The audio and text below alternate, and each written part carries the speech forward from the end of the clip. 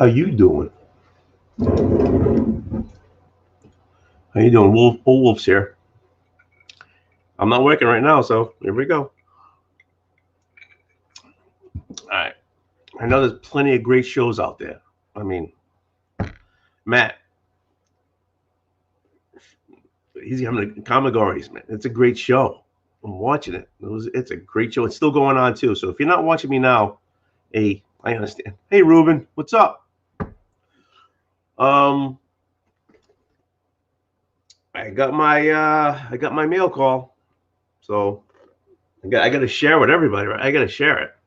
That's how it is. You know, you got to share it.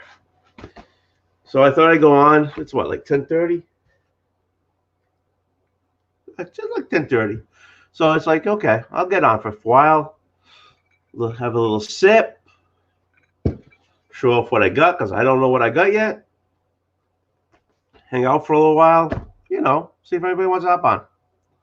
Ruben, glad you came. Oh, my man, G, yo, G, how you doing?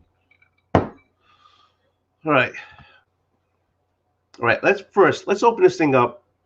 Let's find out what I got. Okay.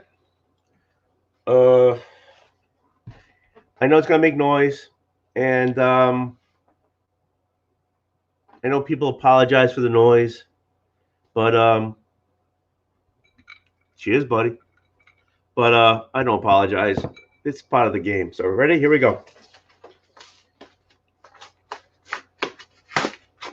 Well, that's kind of lame. There's not much noise.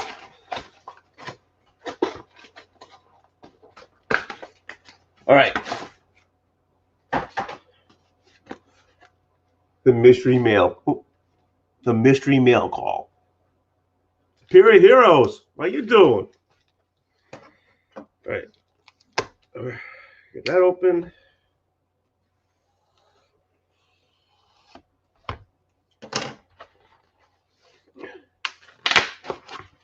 All right.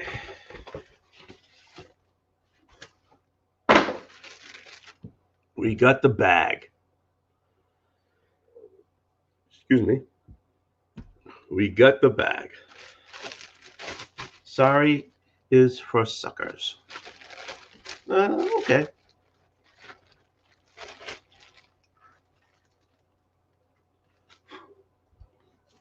I don't want to see what I got here, so I don't want to see what's going on here. Okay. I don't want to see what's going on. We'll see it together. Ready? You guys ready? Here we go. Here we go. First one.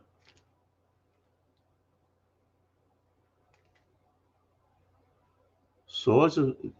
It's 10 of Swords creation. I assume, yeah, it's a variant. So I hold on. Is this one of his special variants?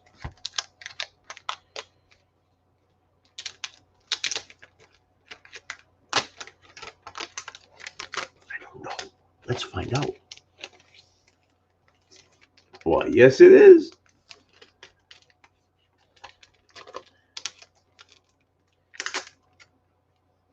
Ah,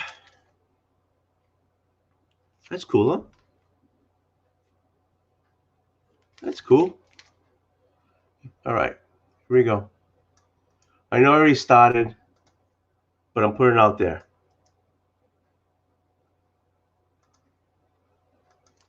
You know my rule. You gotta sip with me. I don't care if it's water or whiskey. You gotta sip and no schlongs. That's my only rules. Here's to you. All right, let's get back to the pile, okay? All right, here's the other one. Ready? Oh, this must be the print. Yep. It's 2101 out of 2300. That's cool, huh? A little Thano action there. All right, here we go. Hey, PJ King, how you doing? Ready? Fantastic Four 269. Oh, a little John Byrne, a little Byrne action there. Huh? Looks good.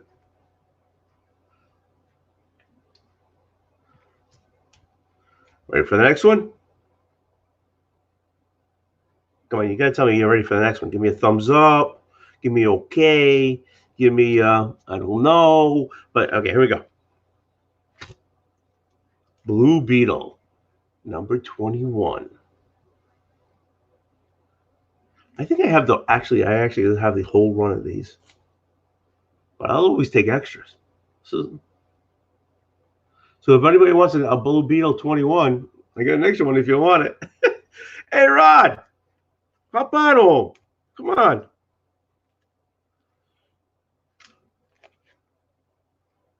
Ready? Okay, hold on. Ooh. Anticipation, yeah. Fantastic Four, 234. Who is he? What is he? Now, is this the? This is not the Whitman. The Whitman is a bigger triangle diamond than this. So, Edwin told me that. Here we go. So I got two. Wow, check this out. I got two Fantastic Fours here. I got the 269 and I got the 234, which is also a burn. So I got two burns. Okay, here we go. Ready? Hey, Rod, if you want to hang on, I don't care if you're already naked in your bed with the comfort over your head. You can hop on, man. Ooh.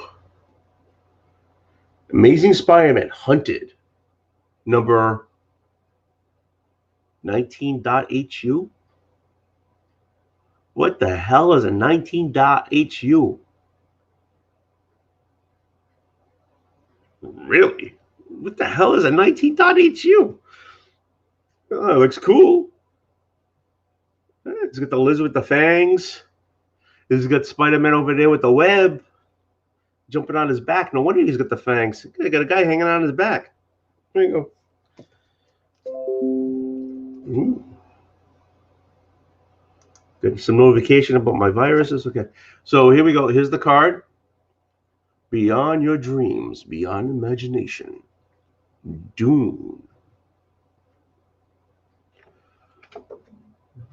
This is Scott. Oh shoot! Look at this. Okay, so your mail call is a Dune. I got it. And then there's the mail call. There's the 10 of Swords, and then there's an ash can, which I didn't get because there's only 50 out of 50 of 1,000 printed. So I got the Pragish. If you were Portuguese, you would understand what that says. Okay, so we got the Dune. I got from Boom Studios, Dune number 1. Is this an exclusive also too, or is this just that he got a shitload of these and he put them out there? Let's see. Oh yeah, look at that. So I think I did pretty well. I think I did pretty well. Can't complain. I love the old Fantastic Four. Blue Beetle. I love that series. I think that's why I got them all, because I just kept going. I got this exclusive here. I got this exclusive right here. And I got Lizard, showing his teeth because he's got a guy on his back. It's an actual 19HU. What more can you ask for? There you go. I officially opened my mail call box. Usually, I gotta apologize because I said I would mix a drink every time, but I just got that today. I didn't have time to plan. I didn't have time to set things up. I'm a failure. I apologize. But I'll drink to my failures. Here you go. Ah. So how is everyone doing? Comic Book G, man. He's on fire. He's telling me I'm on fire. Well, my ass is a little warm sitting in the chair, but I don't know if I'm on fire. Yeah, I hope you and your wife is doing well. I really do. Oh, I see a man in a comforter. Oh, you sexy bastard, you. How you doing?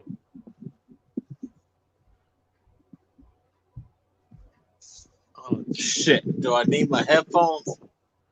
Well, I heard you just now. You said, shit, do I need my headphones? Oh, good Lord, man. I'm going to do it.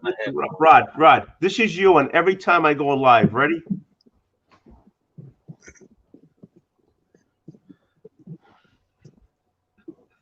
Hold up.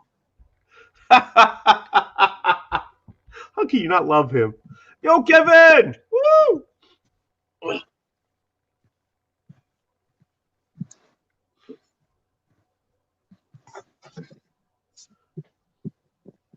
Again with the camera. If I can move my monitor, I'd be like all over the place. Can you hear me now? Yo. Check. 1, 2, check.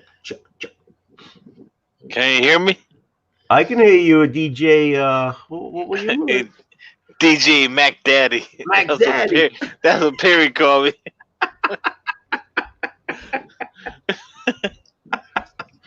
How you doing, Mac Daddy? I'm doing good, man. Just here hanging out on the Mac Daddy bed. You know, my pillow. This is my pillow. This is like my blankie. I don't need a big pillow.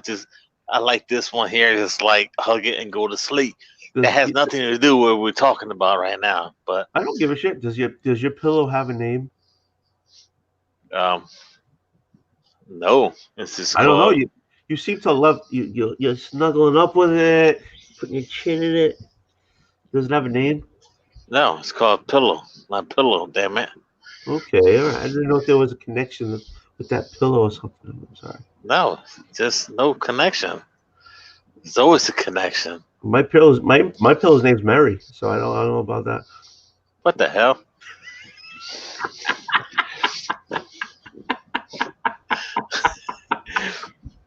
So how you doing, Rod? I'm doing good, man. Yeah? Just here. Yeah, I haven't seen you since Tuesday. I missed you. I miss you too. Oh. I miss you too, man. Yeah.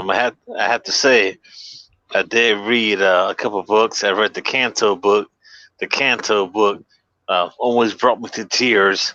Why? Why? Because another little mechanical device. I don't do spoilers, man. If you have not read the Canto book, Did he run out of energy? Did he run out? Well, not a. Well, Canto ran out of something. I had to take him out the water, and then, of course, we had someone that had to give them a little bit of something. What's the other one I read? Department of Truth. Holy crap! Hey, I haven't read the first one yet. I'm gonna read the first one. Oh, wow! You realize I picked that up because of you. I just want to let you know. Yeah, you're gonna love it, man. You're gonna love it. I wish I had a drink in my hand right now, but I'm so relaxed and comfortable. It's okay. You got a pillow. That's okay. All right, but I got to turn off the TV in the living room. Okay. Well, when you go to the living room, turn off the TV. You get yourself a drink. No, man. He did it again. He does it to me every time. Son of a... He does it every time.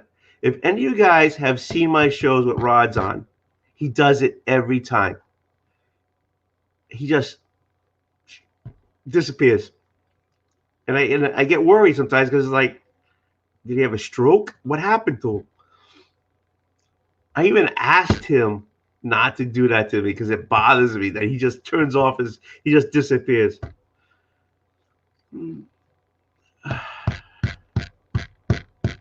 Okay, I read it about 2 months ago.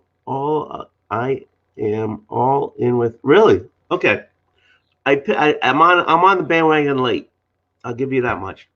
And I got it over. I got it. Let's see. I can't do it. I don't know how people do this on this freaking. Oh, look! I'm like a freaking worm on a hook.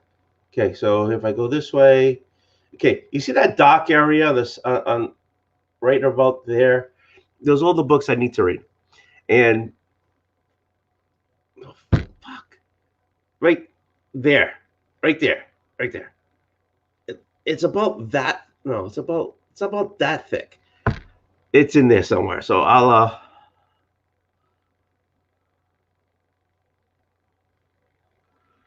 G, hey, OG, get some sleep. Nice, Rod. Good. Hey, get some sleep, G. Yeah, think opposite. No, I can't think opposite. You did it to me again. You just no, I don't. I pressed the wrong button, man. I'm sorry, dude.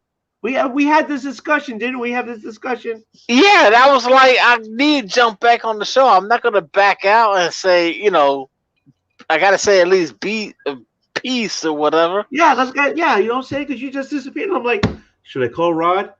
Did something happen to him? I don't know. I'm fine, dude. Man, I'm fine. All right, I'm just making sure. I get all nervous when you go and you just turn off. Nah, I'm perfectly fine, man. Did you shut the TV off? No, I haven't. Not yet. You had that all that time off, and you couldn't. It was only like 30 seconds, man. By the time I run around butt naked, I cannot do that. Dude, you weren't there. You could just run naked, like. No, I can't. If I will have to drop the phone right now if I wanted to do. You see. You just fart. You just fart. You fart. Are you fart live on YouTube? I just want everybody to know he just farted on YouTube. No, I didn't. No, I didn't. For 60 days. I'm telling you, because you farted on YouTube. Oh man. I did not do that, man. I did not do that. You didn't do that, but you lift the cheek and everything, and you're laying on your belly. You lift the cheek. Well, Hey, Bueller's in the house. Oh, who's that guy, man? He's got a variant. He's got a variant, man. Yeah, he's up in the world over here. Hey, Bueller, if you want to hop on and talk about your variant while Rod farts while he goes and shuts the TV in the living room. No, if Bueller jumps on, hold the book for me, man. Just hold one book. I didn't leave a comment, but I want one. He probably sold them all out already. Oh, so I wouldn't doubt it. I wouldn't doubt it at all. That's pretty dope, man. That's pretty dope. Yeah, man. I would love to be able to be in that position. Yeah. Well, you know what? What? Chicken butt. You know what? Oh, Wolf. Chicken butt. I'm working on a variant. Oh, yeah. Yeah. I'm going to have you on the cover, man. Hey, have you seen this face? You seen this face? I'm working on something, man. It'll be awesome, man. Do our own variants. Did I tell you? I think I told you I'm going to be putting. I was making T-shirts for people with this stupid ass face I do, yeah. And my printer's like dying because of it. It's like shit. So I'm gonna with a Teespring. I'm gonna try some kind of T-shirt up for that with this face on it. I don't think anybody's gonna buy it. I mean, they were getting. Well, you can set your prices on it, and that's pretty much it, man. I know, but I know. I bought my own T-shirts from that place. Boom! I got one in the. I should have told you this. I got one in the cart that I got interrupted when I'm to buy.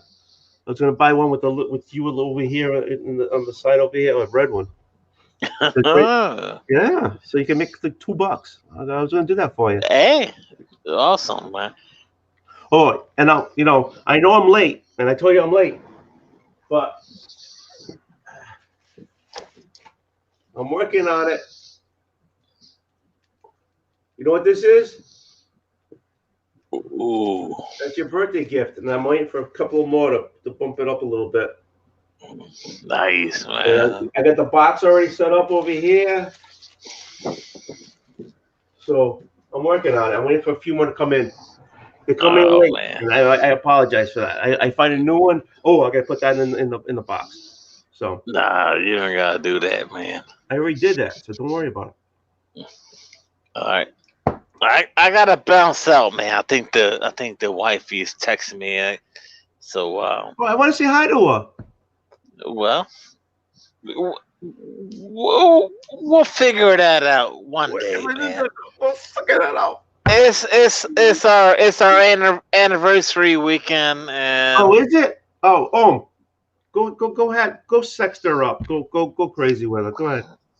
You're already dressed for it. Go. well, she's not here. You already know. You know how we do. You know, she's never here on the weekends. So, Pictures back and forth. There you go. well, you know. Yeah. There you go. No, I'm just kidding, man. Is that the face you make? Is that the No, face? no. Who's in the chat? Who's in the chat? Who watching this garbageness? Is that the face that won her over? Saying that's the No, face. it's the one that goes there. Ooh, it's like you get that goofy face. Oh, I got a crit. Oh. Well, let me ship my ass over just a little bit. Oh, that's much better. Okay, we can do that. Yo, guys, man, hang out with Old Wolf. Subscribe right now, man. If you've never seen him before, I mean, I can't even. Who's in the house, man? Well, yeah, good job. Bueller.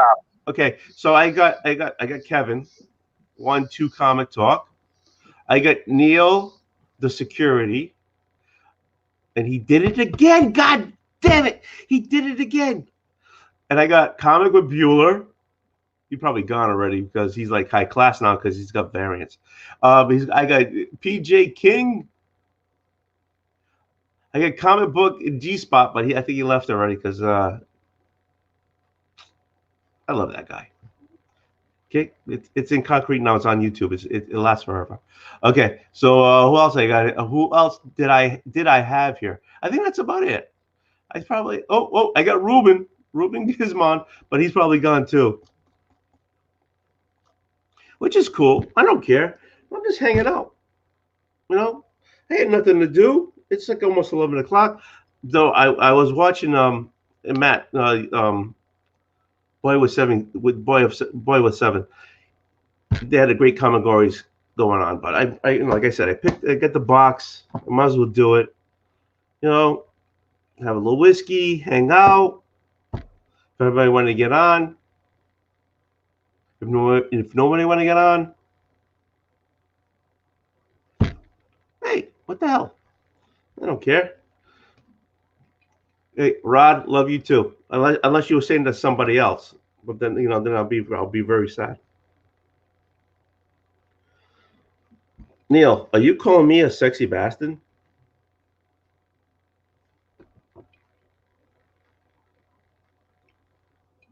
Cheers to you. I may be sexy, but my parents were married, so I guess I'm not that much of a bastard. But I am sexy. Yeah, I know. Oh! Dude, you did it to me again. You just disappear. No, I pressed the wrong button. I clicked the chat. But all right, guys, let me tell you something right now. If you're using the mobile, I want to see the chat. So I'm used to talking to the chat. So I clicked the chat button and everything went haywire. So I will never press this button right now. Okay. Good Lord, man. Oh, Wolf. Oh. So I jump on for like the third time to apologize. Don't apologize. Just say bye. I can't say bye. I wanted to say hello to the chat. Okay. Well, I can't. Did you hear me talk? Name everybody in the chat. I did not hear that. Okay. Here we go again. 1-2 Comic Talk. That's Kevin. You What's gotta love up, that guy. Kev? You got Theo, the security. I got some asshole called Just a Rican and his comics who keep dropping off all the time and making me scared. Okay. I got comics with Beulah. You know, he's the king over there, getting his own variant and everything. So hey, he's not a big deal. No, I love that guy. He's just a big deal. Ooh, yeah, he's a big deal. I love that guy. I always have. He's one of the guys that got me into getting a fucking camera. Wait, it's my show. I swear I can swear. Yeah, you say whatever you want. He's one of the guys that got me doing this. Okay, Yeah. I got PJ. I got PJ King. So I guess he likes peanut butter and jelly. So okay, I got G Spot, but he's gone. I love him too. Okay, so I got I had Ruben. Ruben here, Guzman. And Guzman. Guzman. I'm sorry. This is like my third one. Okay. Guzman. I got Superior Hero Reviews. Half these guys are probably gone already. Okay. And that's it. All right. Hey, and I just want to let you know that I was told that from Kevin Wolf, you are only 4 away from 300 subscribers. 4 away. Holy coconuts, man. 4 away. Honest to God. All you gotta do is share, man. Share it, guys, man. You don't know Old Wolf. He is one of my coolest homies out there. Yes, I did say Gosman. I said it wrong, but Rod showed me the way. So. Well, you know. Hey, I'm not perfect. I've been called Colin before. Hell, half the time I call you Rod. I mean, Rod. But my last name is Colon. If you want to, you know, colon. I've been called that before. The next thing you know, everyone on YouTube is gonna start doing colon. Colon. This is gonna hurt me more than it hurts you. Oh man. Yeah, it's cologne or colon. Colon. Ooh, Rodney Colon. There it is. Damn, he knows my real name. Holy shit, man.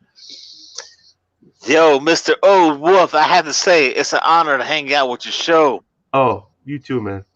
Always. And I'm not going to bounce out like I usually do, just like, boom. But Old Wolf is a cool homie, my friend. He's always checking on me, making sure I'm okay. And yo, man, you're the man, and everyone in the community. If you're not watching Old Wolf's unedited videos, he just goes out there and does his thing. It's great, man. That's the cool thing about it.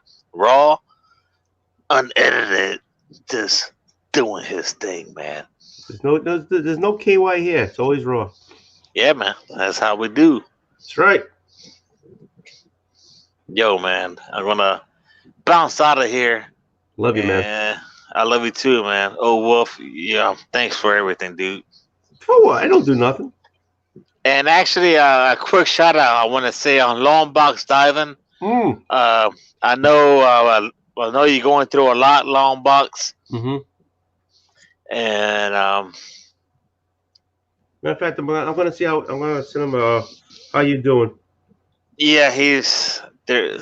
All I gotta say is hang in there, brother. Hang in there, and I hope everything at the end, everything turns out well. Yeah, I'm gonna send him a little. How you doing? Yeah, I'm just gonna leave that right there. COVID sucks. That's all I gotta say. Don't wait, man. Until I put my head up, you can't leave.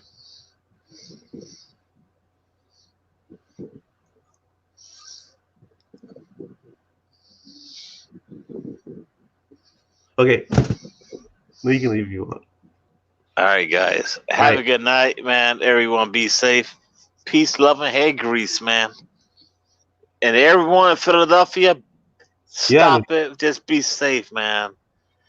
Good Lord, man. My dad is out there. My brother's out there. Just be safe, guys. I'm out. That's the way you're supposed to do it. See ya. Oh, Cardinal C, how you doing? Now you're. Oh, thank you, Cardinal C. So I'm 3 away. Shit, I'm gonna be somebody. I'm gonna be a contender.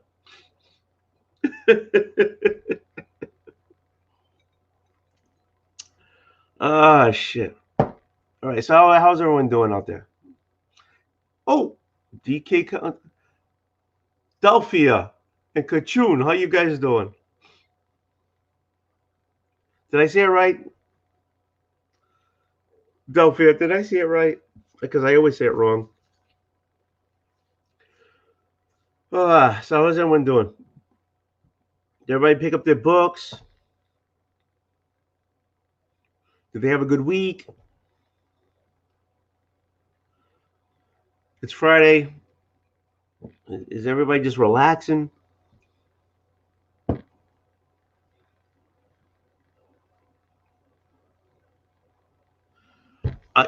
Kachun passed out. Are you serious?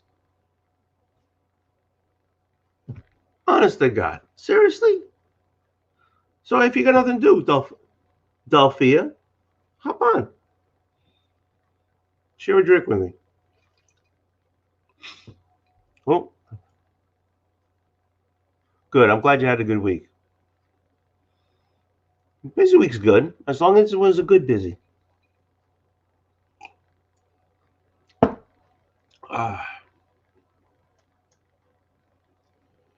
Let me do this again.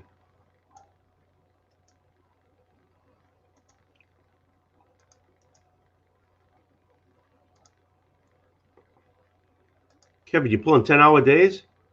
God bless you.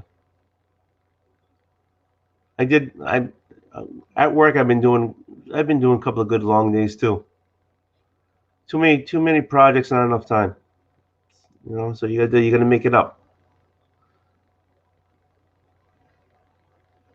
Oh, very cool. So what are you doing on the funniest home videos? That'd be nice to know. I can't believe Kachun passed out. Honest to God.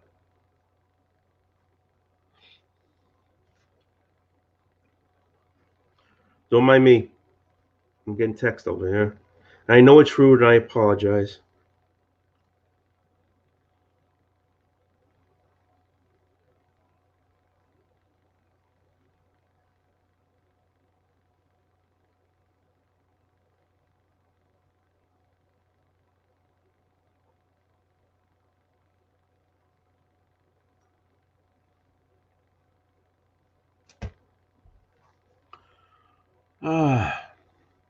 I've been on for 33 minutes. I didn't expect to be on for 33 minutes. Oh my Lord. Oh. I am so sorry. I apologize. Nothing to apologize about, sir. You're all good, man. How you doing? Apologize. How you doing? Yeah, I can't complain. I'll consider it all good, and I hope the chat out there is doing well. You know, the biggest things is to remain happy, healthy, and hopefully, you know, your loved ones are doing the same. So again, like what Rod said, I've been following everything that's been going on. Long box, man. My thoughts and prayers are with you. Shit's been happening in our family too. My aunt passed from COVID. It's a real thing out there, people. And no, I appreciate that. I just want people to understand that people like Longbox and others are going through this shit, and like you and Rod had mentioned, you know, it's taking its toll on people, and I just want to say, hey, my heart out there to you and to anyone else that's out there suffering. I get it, but to answer your question, I'm doing all right, and in part to answer your statement. 10-hour days for Funniest Home Videos are short days. We've been doing longer days. Yeah. Kachun, and it's Delphia, yes? Yeah. Cool. Hi. But on Price is Right, we've been doing 3 show days, so it's about 12.5 hours. Dang. So I rig that in tomorrow. So we'll rig it. We'll do all the focusing, put everything in, and then we'll go back in. We'll do shooting.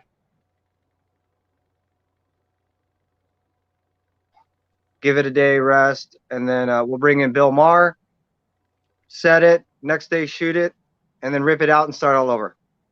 Awesome. Yeah. That's a lot of work to put on the show. There's a lot of work Well, behind the scenes you don't see.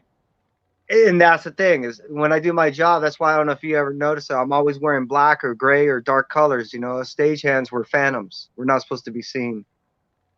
Which is another reason why you don't see me doing any editing. You don't see everything's like you guys are talking, just raw. Just I spend so much time doing retakes and stuff in my regular job. The last thing I want to do is come home and edit and play with, you know what I mean? Yeah, But I want to hang out with you guys. I dig you guys. You know, I dig the content. I'm a nerd. I'm a geek. I want to hang out, you know, so I don't want to spend time just playing with videos. So you know, that's I don't have time for that either. Plus, I'm too stupid to know how to do it. So how is going on in the Kachun family over there? Mm-hmm.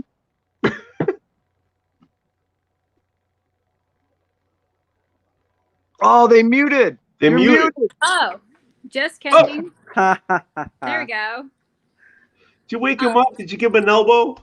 Oh, no. He actually gave me one. I was passed out with Archer here.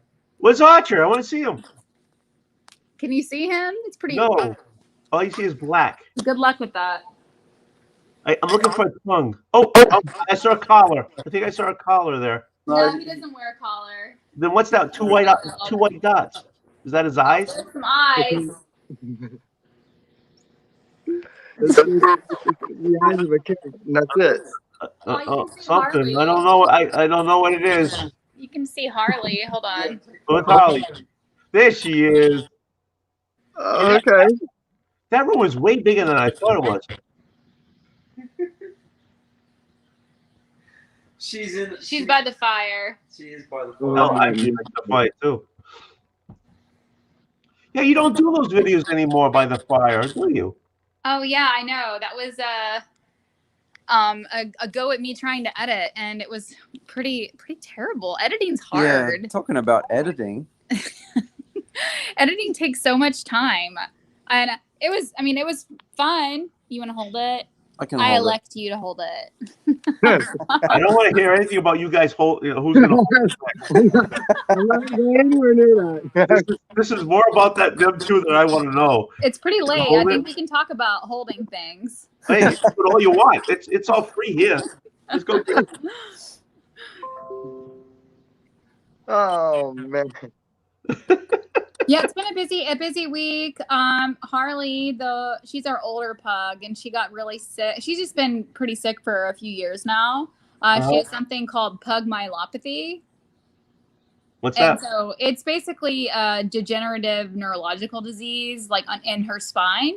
Ooh, this is the back end.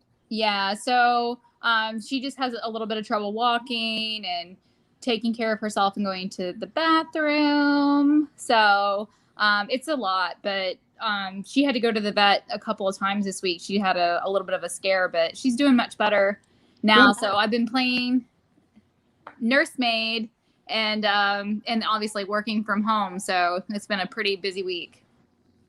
Yeah. Oh, that's a lot of work right there. Yep. And I work physical. I've had two 12-hour days the last 2 days, so that's why every night I pass out and I watch limited YouTube until I pass out, and then I'll usually watch reruns the next day. Well, I listen to them while I'm commuting around. Okay, there you go.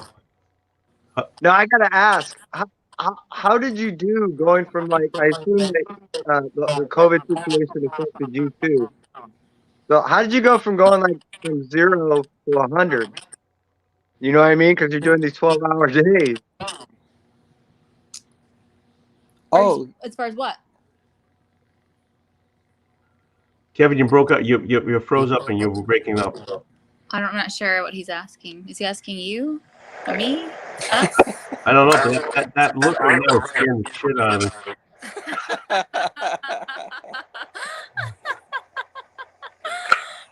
But I think it was asking how with COVID, how it's going with you guys having the 12-hour days.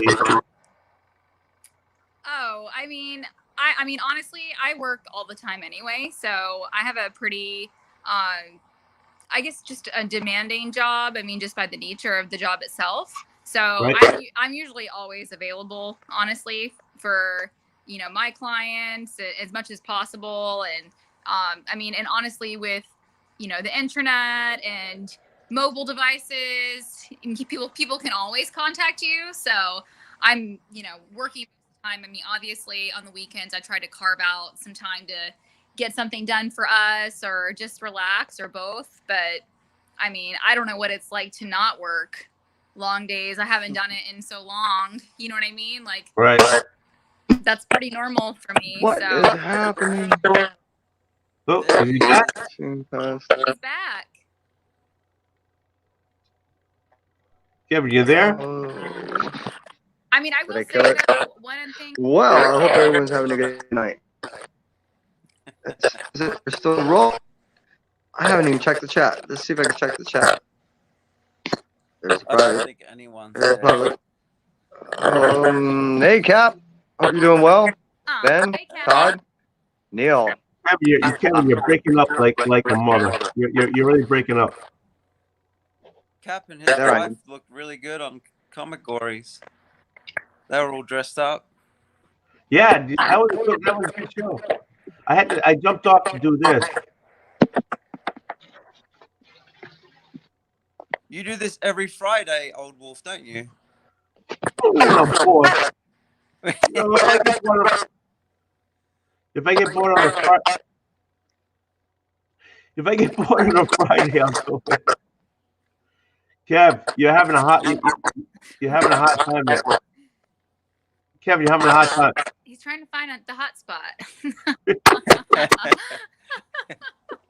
There he goes.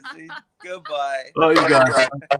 We actually lost power Yesterday yesterday. Yeah. at 4 a.m. Yeah, it was crazy. But I mean, honestly, there's still people without power. I read Really? that just now. There's like, I think 360,000. It said Americans, but titles always get so dramatic. But there were people like in Georgia that were still affected by, in I guess the Southeast. They should have said the Southeast because Right. Florida was affected, some of Alabama, but it was pretty bad. I mean, the storm that came through, transformer blew by our house, and honestly, I thought someone was trying to break into the house. That's what it Right. sounded like. I thought aliens were landing or something. I mean, for a minute there, I was like, what is happening? Are we about to die? Because it was pitch black and we were sleeping, and then I heard it sounded like someone was trying to break into the house. Honestly, you could feel the wall. And so I woke Kachung up because if it's a robber, he's got to go look. Oh, he has to go look. That's right. I mean, look, we do a lot of equal sharing around here, but I think if there's a murderer or a robber in the house, like Dave is doing physical labor all day long, we're going to have a much better chance of living. It has nothing to do with that. It has everything to do with his life insurance is paid up, so he can go first and get killed. Stop. Both of our life insurance are. I mean, that's just being smart, but it is I mean, right? I want to make sure if something happens to me that nobody has to deal with that. You know what I mean? Yeah, but you said him first. I mean, yeah, that's like what was it? I mean, we have seen quite a few snakes and pretty venomous snakes in our time together, just because we spend a lot of time outdoors, like rock climbing, hiking. Yep. But honestly, Dave doesn't care about that stuff as much. Like, I mean, the only thing that he has a fear of, is spiders. Yeah, which is ironic. There's lots of them in Australia. Yeah. I don't know. I like snakes, but I don't like spiders. It's the way they move. I kind of like spiders. Really? I mean, I don't love spiders, but like I like spiders. I mean, when I was a little kid, we used to go in the woods and we would catch spiders. I had a bunch of, and we would go in the woods and we would see who could catch the coolest spider and have a contest. You couldn't kill it, like you had to capture it alive with whatever you could find around the house. And I mean, we were catching big, scary, like cool spiders. Kachun, this is why I'm sorry. I'm used to spiders. You know, you catch them in Tupperware and you throw them outside in the dark and you hear them land 20 feet away because they're so big. Oh, yeah. I mean, also, too, I garden every year. So, I mean, spiders are really good for the garden. And I love when I see the writing spiders in the garden. Do you have little saddles? They like, they have what? Stylus? No, saddles. Oh. For some reason, my mic is cracking. Like that. But they're really, really, really good for the garden. They eat all the bad stuff, you know, all of the aphids and things that kill your plants. So they're pretty awesome. Oh, there's John. Hey, John. I thought you had to go eat. I do, but I got my text. He texted me. Like, did you come on? Now John's here. You got a whole house. Hey, what happens if we do the side? Probably better. The speaker, I don't know if it's my speaker or what. Oh, okay. We're not doing it anymore. Is it? It was when I talked. It was when I spoke. Something weird happened. Okay. Sorry. I don't know. Don't apologize. I don't give a shit. Oh, I'm sorry. It's your channel. What do you care? What the fuck do you care? Oh, exactly. Exactly. That's why I don't edit. I started this like 5 days ago. And that's as far as you've gotten? That's all. What the? I started this Tuesday. Broke this open for the freaking monsters. It would have been gone. Would have been gone in the bearded household. Yeah, you know something? I hate candy corn. I'm just telling you that. And I'm gonna give Thanksgiving freaking candy corn to everybody I hate. Okay, because of you. No, I can't do it. God damn it, I can't do it. You. Did you watch that, Old Wolf? Yeah. Honest to God, candy corn. Did you see that? Did you see that episode of him and his wife? So they had the crazy flavored candy corns. Yeah, Thanksgiving candy corn. One, he said he loves candy corn. I do. Well, here's the thing. I don't love it, but I feel like people dog it so much that I have to like overhype how much I like it to counterbalance everyone, bring it back down. I enjoy candy corn. I don't have a disdain for it. Let me get my food. I'm gonna get my food. Hold on. Go get your food and a drink. Cereal. Yeah, drink. Greg, what'd you drink? You know I got my drink. I know. I just want to make sure. But it was the nastiest. They had, I think we did a Thanksgiving candy corn challenge, and it was nasty. Like they were turkey flavored, stuffing flavored. That sounds terrible. Oh, it sounded gross. Well, I always, because my wife and I do like our name the character part of our show, and I always was like, hey, we should do something like you have to do those like nasty jelly beans if you get one wrong. And she's like, no, I hate jelly beans. So I texted her. I was like, how do you feel about candy corn? She's like, it's okay. I was like, cool. I bought a bag of candy corn. We're going to make a video of something. She's like, I hate you. Excuse me. Before you continue, was it Walgreens or CVS that you picked it up at? Walgreens. Does it matter? It did to him because he brought it up that he didn't know where he got it from. It was either Walgreens or CVS, and they're the only ones that have it. Yeah, there was only one of those stores that had it. So it was Walgreens. So now you have to pick it up and give it as gifts. I know, Oh my right? gosh. It's so gross. Hey, Kachun, you guys might, Mr. and Mrs. Kachun, you might be getting a bag of candy corn. You don't know. I don't mind candy corn. I mean, I think it's one of those foods that like you just can't eat very much of, you know, like, but I do think, I will say when I was like a kid, I definitely looked forward to the candy corn around Halloween, and I know a lot of people didn't like it, but you just can't eat a lot of it because then you might as well just be eating like melted sugar. Yes. Can I ask you guys a very private question? Maybe. Me? You can ask it, but we might not answer. What's your last name? Why would you ask us that on YouTube? See, Why would you just ask us that in a chat? I asked the private stuff. I can't help myself. I think that is you just drinking a lot of that Crown. Well, yes, it is actually. But I mean, I don't mind sharing my full name with you. I just don't want to do it on YouTube. I don't think. Oh, okay. All right. I won't tell anybody. No, I believe you. Because I just said Mr. and Mrs. Kachun, and that didn't feel right. So I'm sorry. Yeah, but Oh, now, no, it's now okay. are I don't you wanna gonna hurt your forget? feelings. Now I that mean- you ask, are you gonna say it in the drunkenness of your chats? No, I never. What kind of guy you think I am?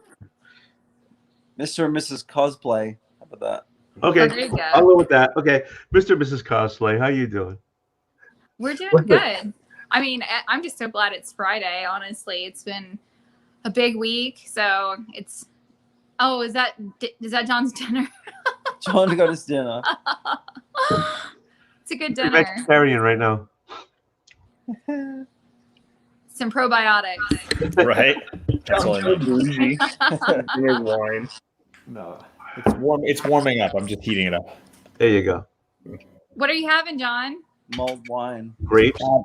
Well, yeah, I'm having grapes.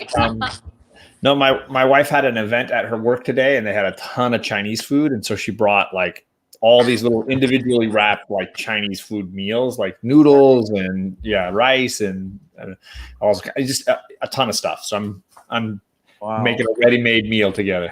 Awesome. That's always cool. That sounds good.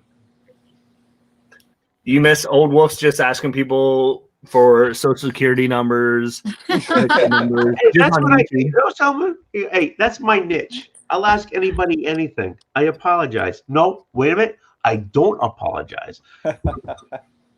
That's my niche. I'll ask anybody anything.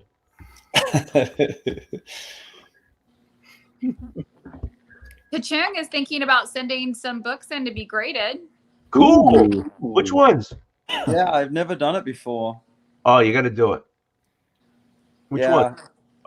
So I want to send a couple in to sell, so I can get some money back, and I'm thinking I have the third print of Venom 3, and I'm pretty sure it's probably a 9.8, so it could be worth grading. I also have a spare copy of Teen Titans 12 that I found in a 2 for $1 sale. Really?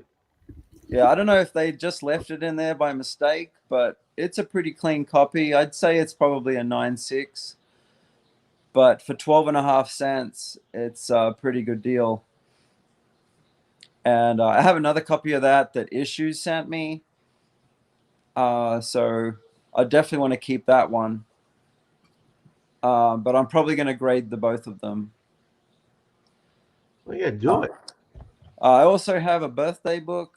The original Captain, well, maybe some people think the original Captain Marvel's that DC guy, but for me it's Marvel. And number 26 with Thanos in the window, that's one of my favorite books. And I know Tony Sanders will agree. He loves that book too. But I'd like to get that slabbed. We were thinking also maybe Delphia's first Black Cat, ASM 194, but she's still considering that. I mean, you can slab it for personal. You keep it. I mean, I got a bunch of stuff that I'm not selling at slab. Or Oh, you can, yeah. I mean, I'm not selling my Black Cat. Oh yeah, it was just those first two that I'm going to sell. But I figured if I'm going to send a couple in, I might as well send a couple more. Yeah, no, might as well. Yeah. Now, wait. Are you sending them to see? Which one? Where are you sending them to? So I want to get them pressed and cleaned first. Okay. And I've been chatting with Geek Aficionado, and he's been very helpful and willing, and he's a really nice guy.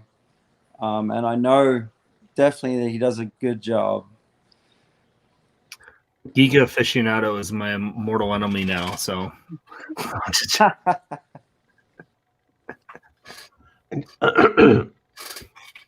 Get him pressed and clean.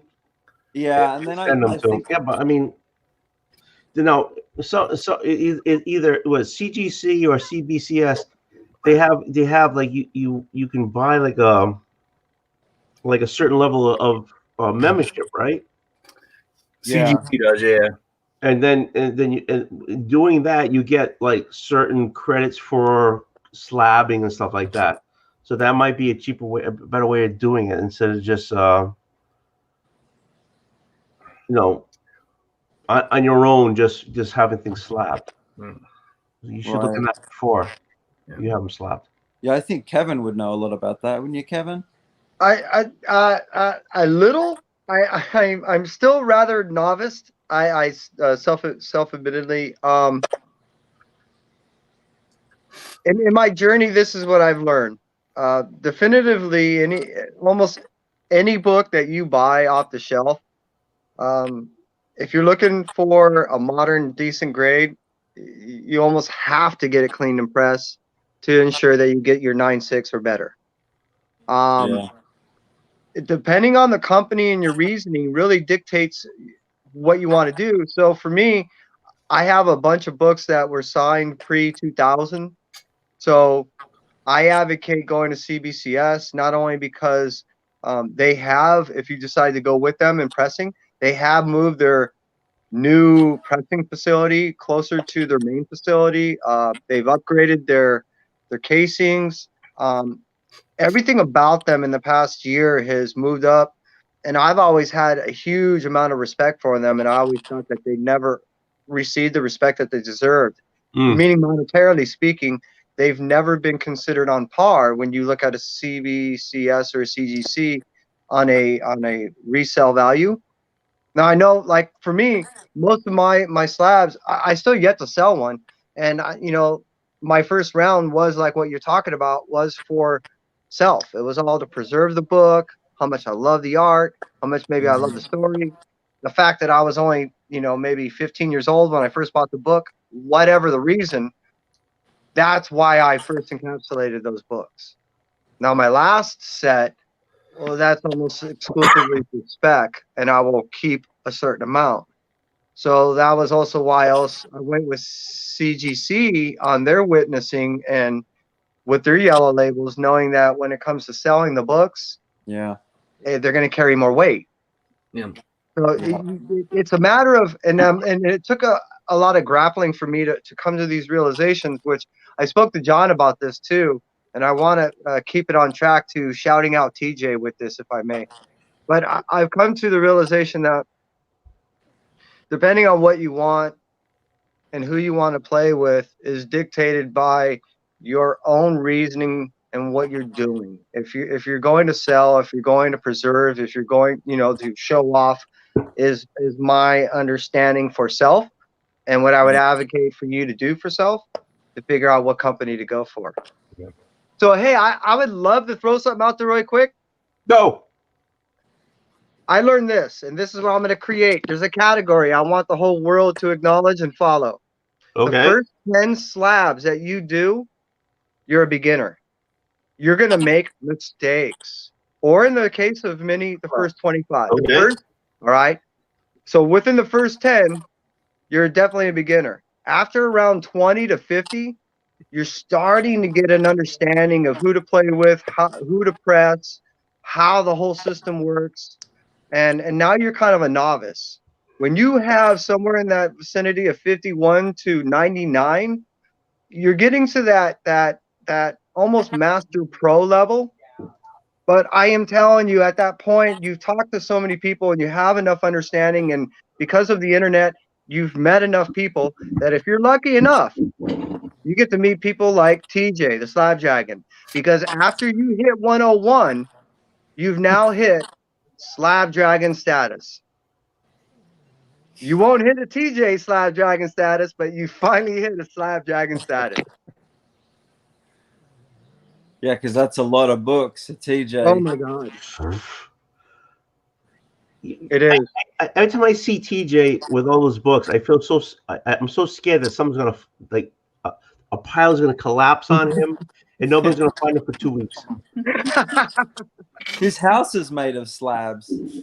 It has to be. I mean, Sure, it's like, rock solid. I know. Old Wolf tried to huff and puff and blow it down. Don't worry, ladies and gentlemen. I'll be here all night. I'm so sorry about that.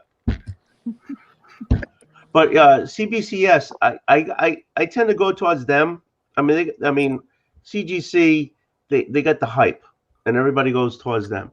But to me, CBCS gives you their rating system is more accurate than CGC. You know, and so I rather have a book that's more accurately graded. And okay, so it's not a 9.8. Okay, it's a 9.2, but at least to me that's the accurate number. Yeah. You know, like, so I mean, I haven't sold any of my slabs. I've donated to charities and stuff, but I've never sold one. So, but Right. I'd rather have if I'm going to donate this to you, I'd rather give you a 9.2 because it's really a 9.2 and not something that says 9.6. And then later on, you kind of like, you know, oh, I'm going to go get this pressed and everything, and you break the slab, you get it pressed, and all of a sudden it comes back at 9.4, and you're like, wait a minute, I lost money. You know, Yeah. And I like the idea that they do the grading, you know, to verify all signatures. Mm-hmm. I got a lot of stuff that was, I mean, I got a whole box of signatures that I've gotten at the cons, but there's no signature, there's nobody verified them or everything. I went on my own and got it, and so, you know, like I cracked open a Batman 227. I sent it to CGC, and they said, okay, there's a signature on there that says Neil Adams, Right. but it didn't. But they never verified it was a Neil Adams. So, I mean, I went, I had it cleaned and everything, but it's still, it can't. I mean, I went to CBCS. It still came back as the same 5.5. Which, hey, if it's a 5x5, it's a 5x5. You know, 5.5. What are you gonna do? But it came back with on cameras. a verified Neil Adams signature on it. So you know what I'm saying? So With CGC, you get what is referred to by many as the green label of death. right. You know, and as far as now with CBCS, they've eliminated their reddish pink labels, and they went exclusively gold. So the only difference now is one will say verified, one will say authenticated. Author. Yeah, exactly. And that's okay. That's about time and beautiful. And I think this is how they're going to start edging out CGC a little bit. And you know, I think you touched on the main reasoning. I think what was the origin of grading, which was the fact that my understanding and my reasoning how I came about grading was the fact that I heard of two parties arguing over a book. One party was stating that they believed the grade was one, another party stated that the grade was another, and that the argument was over several $100,000. So what they end up doing is they end up getting the book graded, and when the person end up buying the book, they end up spending about $1.1 million more. Now I know who these people are, and it doesn't matter. My point being is that's what started me grading, is when I heard that story and talked to these people that I went, okay, that's reason enough for me to start grading my books. You know, to me, grading, it's not. To me, it's more grading is to preserve, not for getting that $1.4 million. It's more preserving the book, because I mean, and you guys seen the pile I got here, and that's all off the rack. You know, at least 90% of that is off the rack. So, hey, whatever grade it is, because I've held it, I've opened it, whatever. So if I get a 9.4, I got a 9.4, but it's preserved at a 9.4. I'm not looking for it to be a $1.4 million book, and I'm going to go. I don't have to work for the rest of my life. So that's the beauty about grading nowadays. It's a very personal and subjective thing. It means to you what it means to you. You grade your way, like you read your way, collect your way. It's personal now. The initial reasoning behind it was to remove the arguments over grade or of what a grade was. It's superseded that by so many. Well, it's the individuals that collect nowadays. Yeah, and it really is personalized as far as the reasoning why you would do it. And it's am I grading the book? Am I just slabbing it? There was Bueller interviewed the CBCS guy. Yep. Did you see that? I saw part of it. Yeah, I think the attractive thing, initially the attractive thing about CBCS is the yellow label signature books that haven't been witnessed. I think to me that is the attractive part of them. But he also mentioned slabbing for the sake of just slabbing, just for preservation, and not just for the number. Because to many people, the number just doesn't mean anything. That's not the value of the book. I wanted to mention the I've noticed that from the outside, at least, it feels like CBCS has way more transparency. Mm-hmm. And that's always been something I was kind of happy with.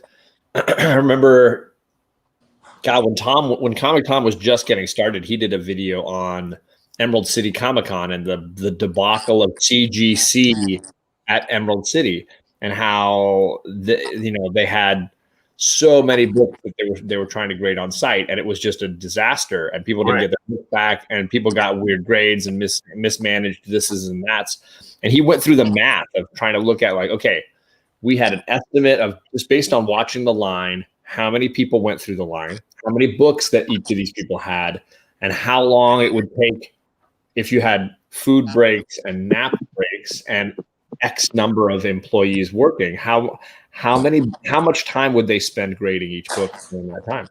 And it was very disastrous. And of course, CGC didn't want to give out the statistics of what they had on site. But I feel like CBCS has been more transparent in general over the years.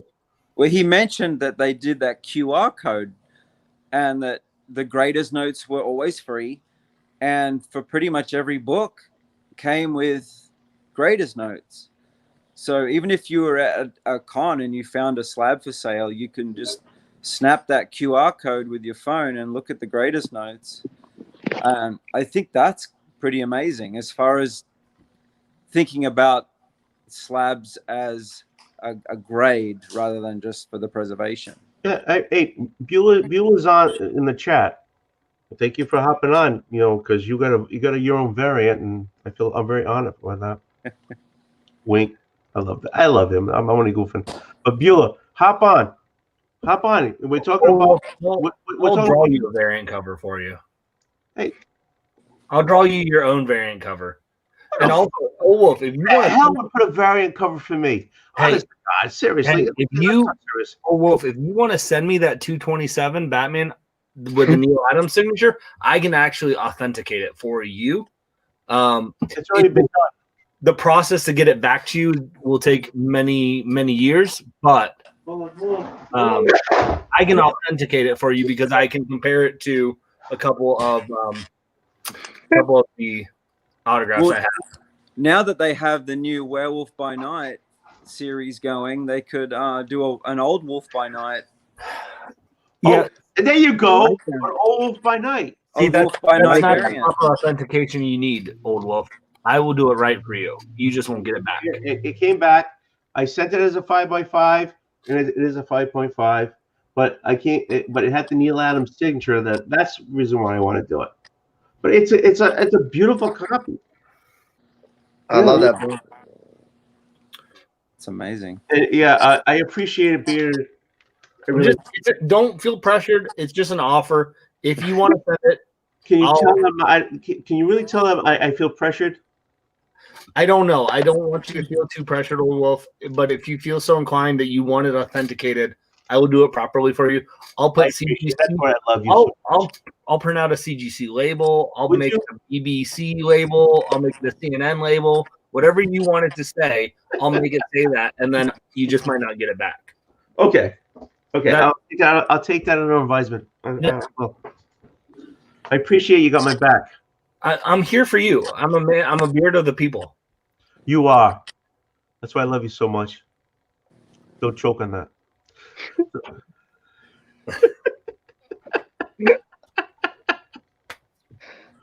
Oh shit! Did John leave to get the You had fried to go eat Chinese food or something. I don't know, or get more wine.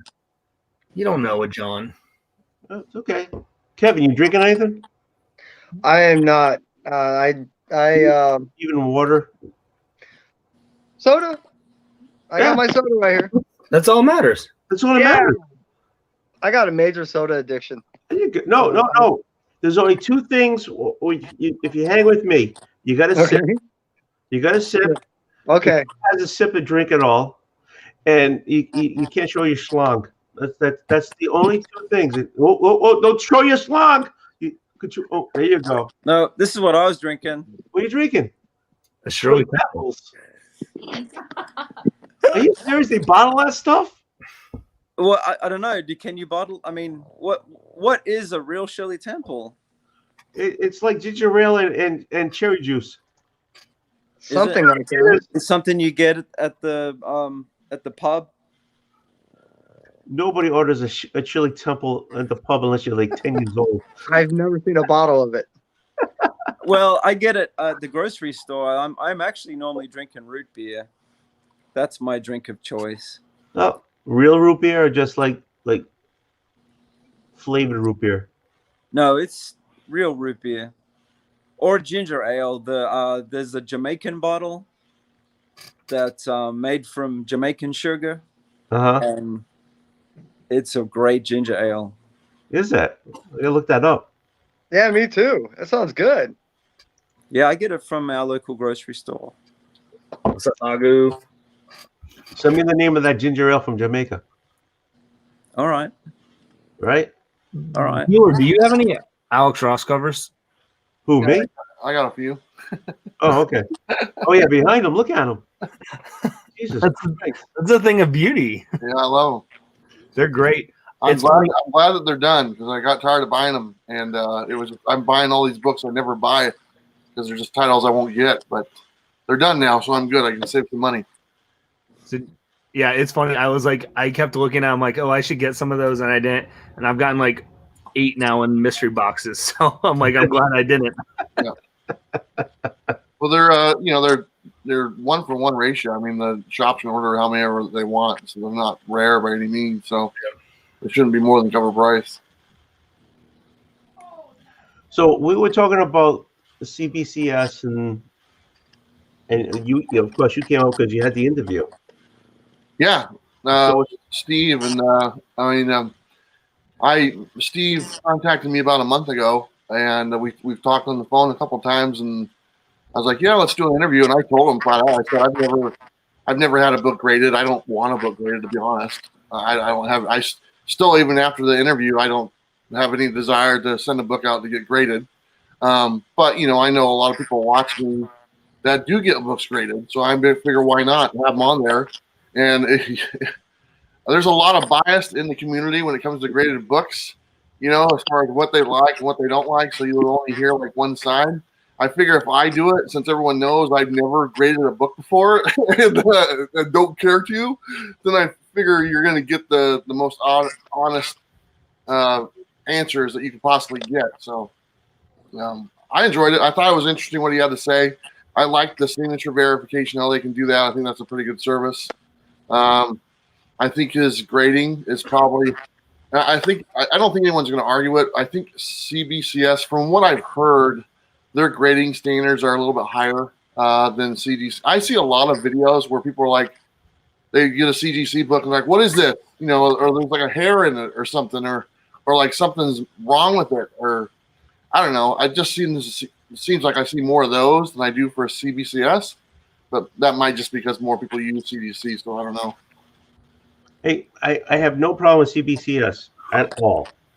I use them more than I do the other company, who shall be not named. But I don't care. but We've said it like 8 other times tonight, Old Wolf. you gotta start sometime. You gotta start sometime. What the hell? Oh, you mean PGX?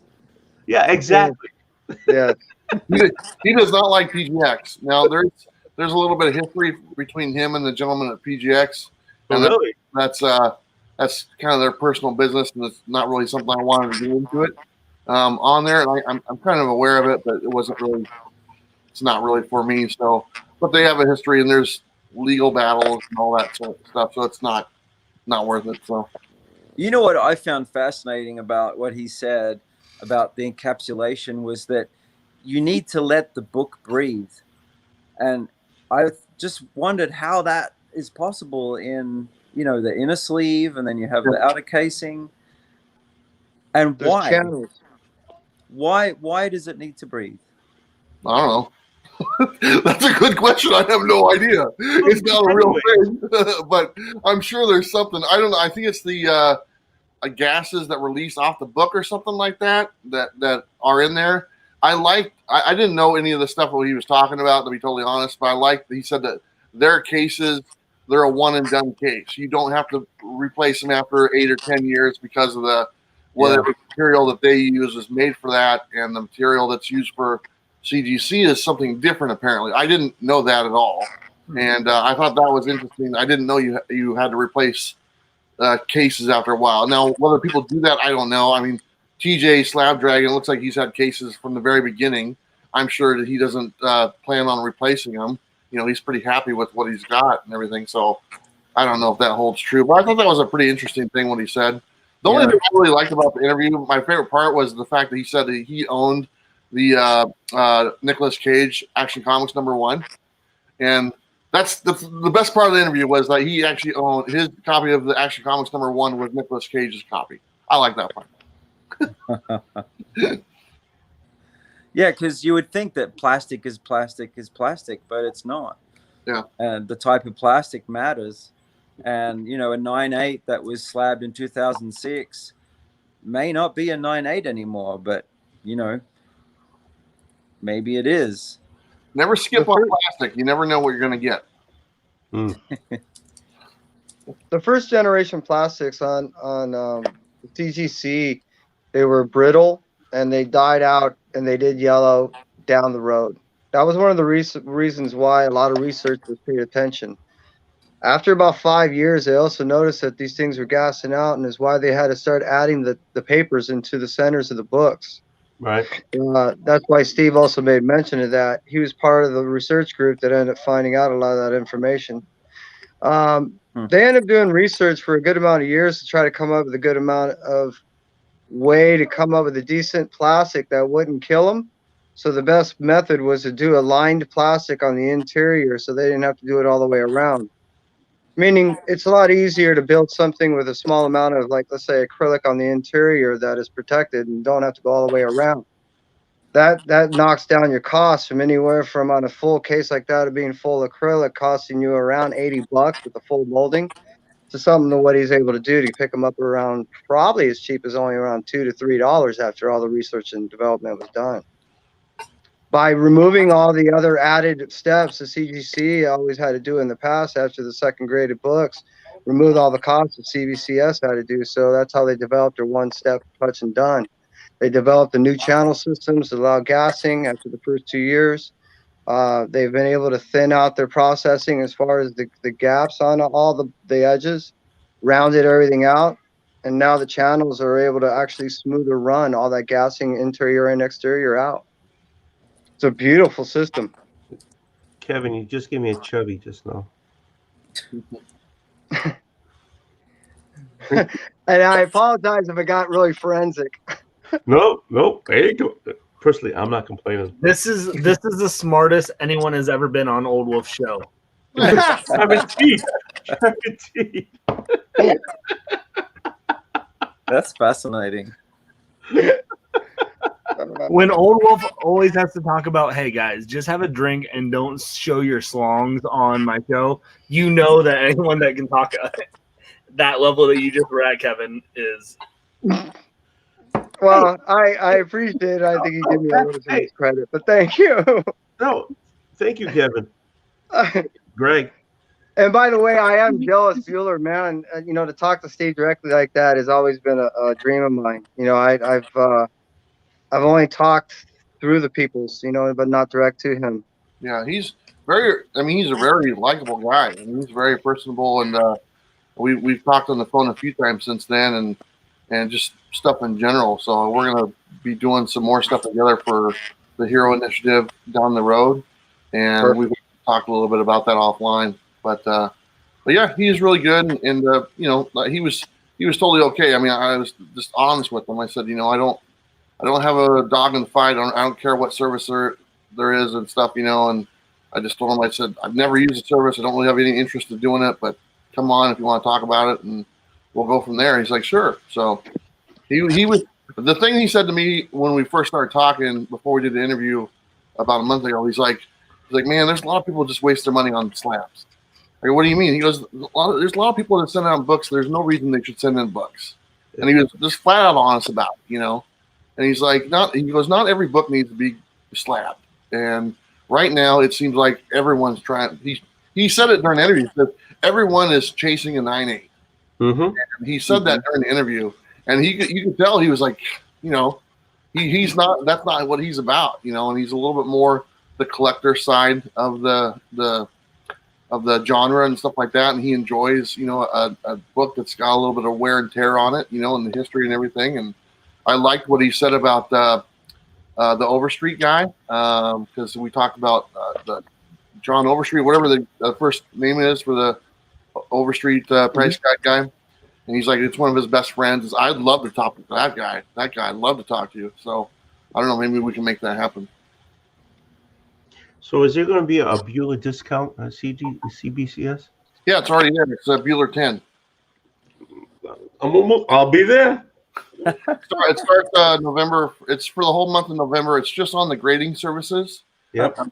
So it's like you save 10%. That was their idea. That's they came up with that. They wanted to do something, you know, for our audience. Whoever wanted to do something in November. I'm sorry, November. So that was all on them. So my hat's off to him for volunteering that for anyone who wants to take advantage of it. Yeah, they're chasing the 9.8. That's seems to be a common theme, you know. I love that statement when he said that. I was like, man, that's not a corporate guy saying that. That's a collector saying that. That's just a guy who likes comics. A corporate person would be like, yeah, we're all looking for that 9.8. You know, that's what we're trying to get to. He's the opposite, you know. And I was like, I can respect that, you know. So it went a long way in my book. You really want something that's loved. Chasing that number is a waste of time. It has to be loved, you know. The correlation was that of a buying the Porsche, the oversized engine or the Targa type situation. And for me, you know, I it's been a journey of learning, and being that after my dad had passed last year and I ended up getting all his books, I now feel comfortable enough to understand the process enough to where I can take the books that started some of the premise behind what my son and I did the show. I can take those books that my dad gave me, and now I can slab those things because they're never going to be sold. Yeah. And my son and I got to read them together, and it was the reason, in part, why we started the show, which is one of the reasons why I never want to really open that book again, as much as I want to preserve that book and pass it on for posterity, not for posterity. Yeah. Yeah, it was when I talked to him a couple weeks ago, they're literally going through like a 200,000 book collection right now of all silver and golden age stuff warehouse. Just some private collection that kind of came into their thing. I'm like, what have you been doing today? He's like, man, you'd have a lot of fun here. I'm like, come on, man, you can't be doing that to me. But he's pretty much going through the whole collection and picking out the books that should be graded for this collection. And, you know, whatever. Apparently it's just massive. So I don't know if we ever hear about it, but it sounded pretty cool. If I recall in the interview, you made a statement of roughly almost 250,000 books. Yeah, it's like 200,000, something like that. It's a massive old collection that I don't know where it came from, but it just kind of fell into their lap within the last month or so, or was brought to their attention. And, See, I watch your shows. Yeah. Well, thank you, man. I appreciate it. A lot of people watch the show. I appreciate it. Well, I've been actually able to tell you each segment and each part. So I just, I watch. Thank you. Now then we have John. He don't watch anymore. He's too busy making so many edited movies. Listen, John has put out like 4 edited videos since I started YouTube, like back in March, and that's impressive. So step off John a little bit because he's getting back to his roots. He's doing some edited videos, and we're just grateful. It's hilarious we're having this conversation with Bueller here because he's like one of the earliest people to be like on me about like you just need to be consistent. You need to be dropping videos regularly that are edited at a certain time, at a certain day. Get your audience like Pavlov's dog. Get them trained to expect the video at a certain day, at a certain time. And I was always like, Even my live interviews are edited. So there you go. And maybe you should listen to him because Bueller's interviewing people from CBC and you are running a movie podcast with me. Like, you should have listened to him, John, because I think you missed your mark. I definitely did. Absolutely. We get plenty of doses of John throughout the week anyway. So I would say too many, but yeah. Pavlov's dog is kind of bloated, you know. Pavlov's dog is just on every live stream. He's just mad because we were both on a live stream on another channel before this, and I got on before he did on this one. I just came over here to have dinner. I just noticed all those timeless behind Bueller. You just now noticed? Look at them all. I thought there was like 50 people peering through his window. That one guy's on fire. Is that all of them? Yeah, that's all of them. That's 32 total. Wow. There was 3 more in the mural that he didn't do, and I'm hoping that he does them in the future. And because in the mural, there's Vision, there's Hawkeye, and there's Punisher, and none of those guys got their covers. So maybe in the future he does those 3. I don't know, but when I did that video about him, and he actually sent me a message and thanked me for doing that video. So I'm hoping that maybe he's not done. So it'd be kind of cool. That'd be nice. He sent them to you. That'd be nice too. Yeah. Yeah, the sketch variants that are like 1 in 100 autograph. Sure, that'd be great. They need more villains too. Yeah, that's what a lot of people are talking about. Like, hopefully that he does a villains version of it, like Dr. Doom and all those guys. That would be awesome. Keep it going. And since you buy them all, are you excited for him to have to do 32 more covers then? You have to buy them. Just give me about a year. Give me about a year. I got a lot of stuff going on that's taking up my money, so I can't do it. I went to the comic shop this week. I was like, I'm so happy that there's only 3 left. I was like, that's it. I'm done. 3, no more. I'm good.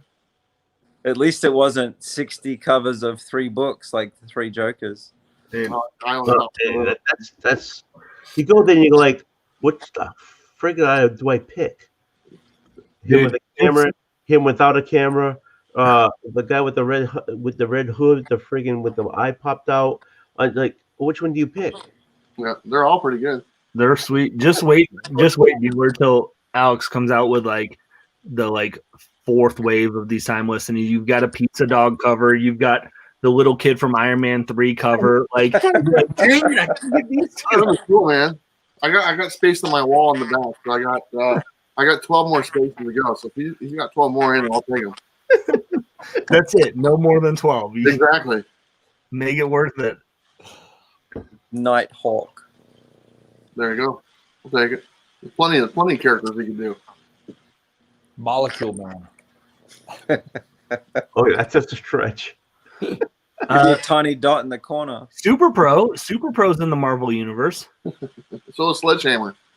See, there's so many. In a football uniform would be awesome right now. John, who won on Matt's channel? You have to watch it or work. You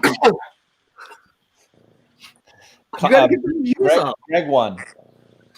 Are you serious? No. No. I got knocked out the first round. I know. That's what I'm saying. The chat won. They got a good entertainment.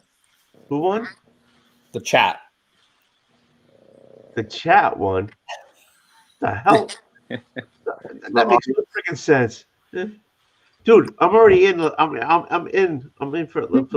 We're all It looks like it's pretty full to me. I don't know. No,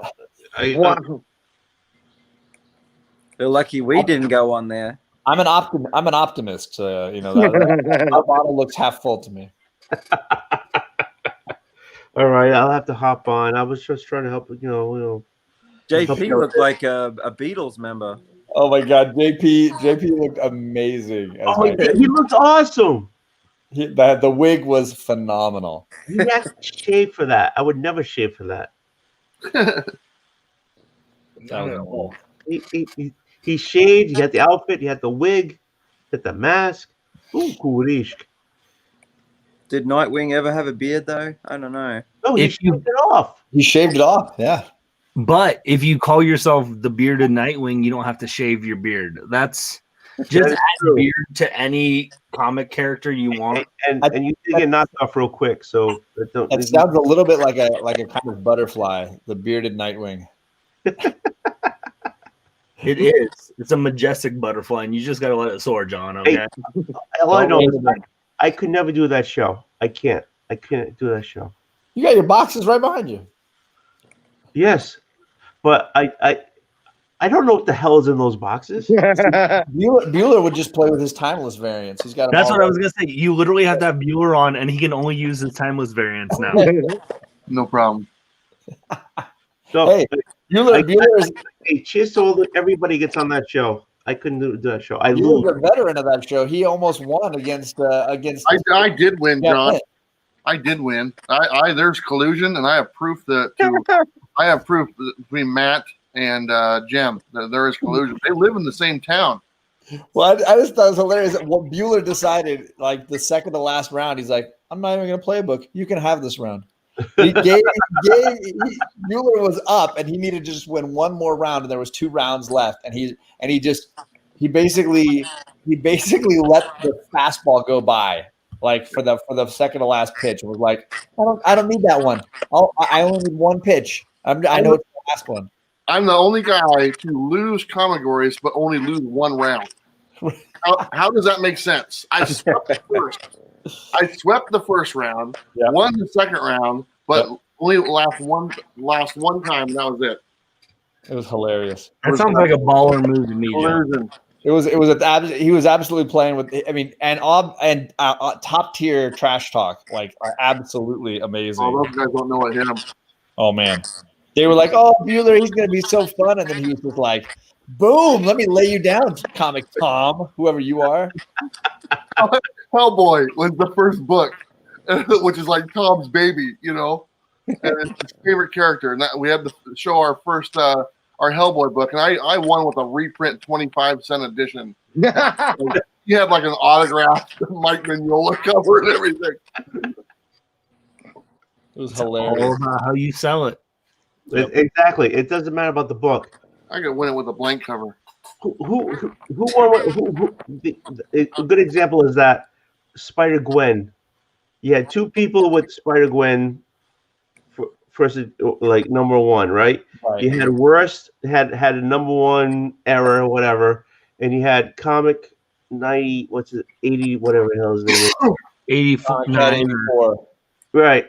And that was a 4th edition, but the person who had the 3rd book, it was Cap. Yeah, he had the one that wasn't the same. Well, that's the problem is they canceled each other out. Right, exactly.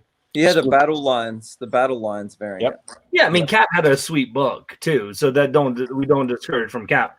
But when you're going against, I think it was for Cap's book. That's the difference with that format is if you have 3 or 4 people going against it, and you have 2 people out of those 3 or 4 that have the same style book or same book, they're gonna cancel. They're gonna split the votes that they would get, and that leaves the door open for something different. So it is, but it's just a strategy on that then of to think like, okay, someone's gonna play this book, will they?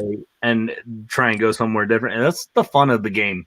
Yeah, Tori won her book, and it wasn't. We don't need to talk about that.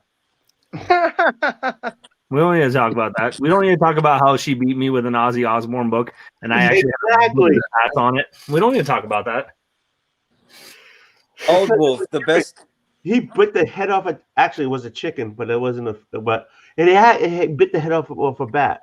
And come on, she worked it. You didn't.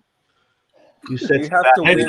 felt like it was highly inappropriate for her to pull a book about a guy who eats a bat in the midst of COVID. I don't think it was very appropriate. So I said, you know what? I'm going to stick with Damian Wayne's first appearance, and apparently the chat liked the COVID book. Yeah, Ozzy Osbourne never bit a head off a bat. Just letting you know. You've been with him his whole life, huh? You know. Oh, me and him are like this. You kidding me? Screw that noise. Don't be jealous. You got to win the crowd, Old Wolf. You could take your shirt off, and then you'll win the votes. I don't need to win anything to take my shirt off. It worked for Hialeah, right? He ripped his shirt off and won a championship. There you go. That's awesome. No. There it is. No, there's no reason to. And I'm not going to be the only one. Okay, don't throw any weapons at me to take my shirt off. No, that's not to encourage that. Don't try me to take my shirt off. Trust me, no one on this panel wants that to happen. No one. Don't kid me. Look Sorry. at you. No one but Kachun wants this to happen. Hot, bad. Hey, look at me. Heads down. Hi, Bueller. So Lucky Delphia's not on here anymore. No, I don't want to see it. I've already seen you without your shirt on. I don't need to see it again. All you have to do is watch one live stream. Well, once was enough for 2020. Save it for 21. Once you had me once, you had enough. That's right. What can I say?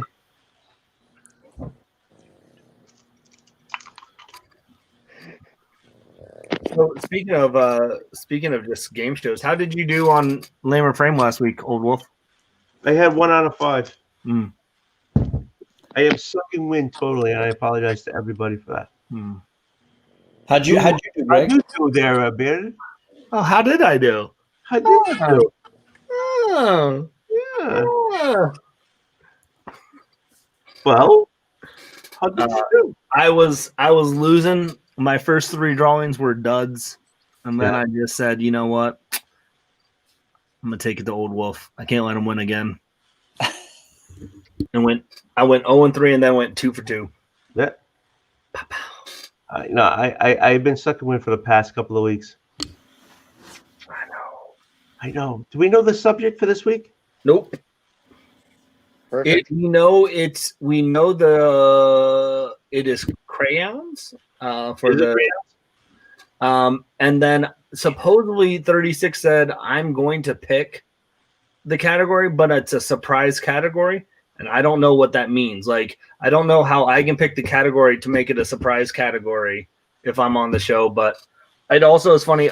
This is like my 4th time winning, and I've never set the precedent for what we're drawing or what we are using.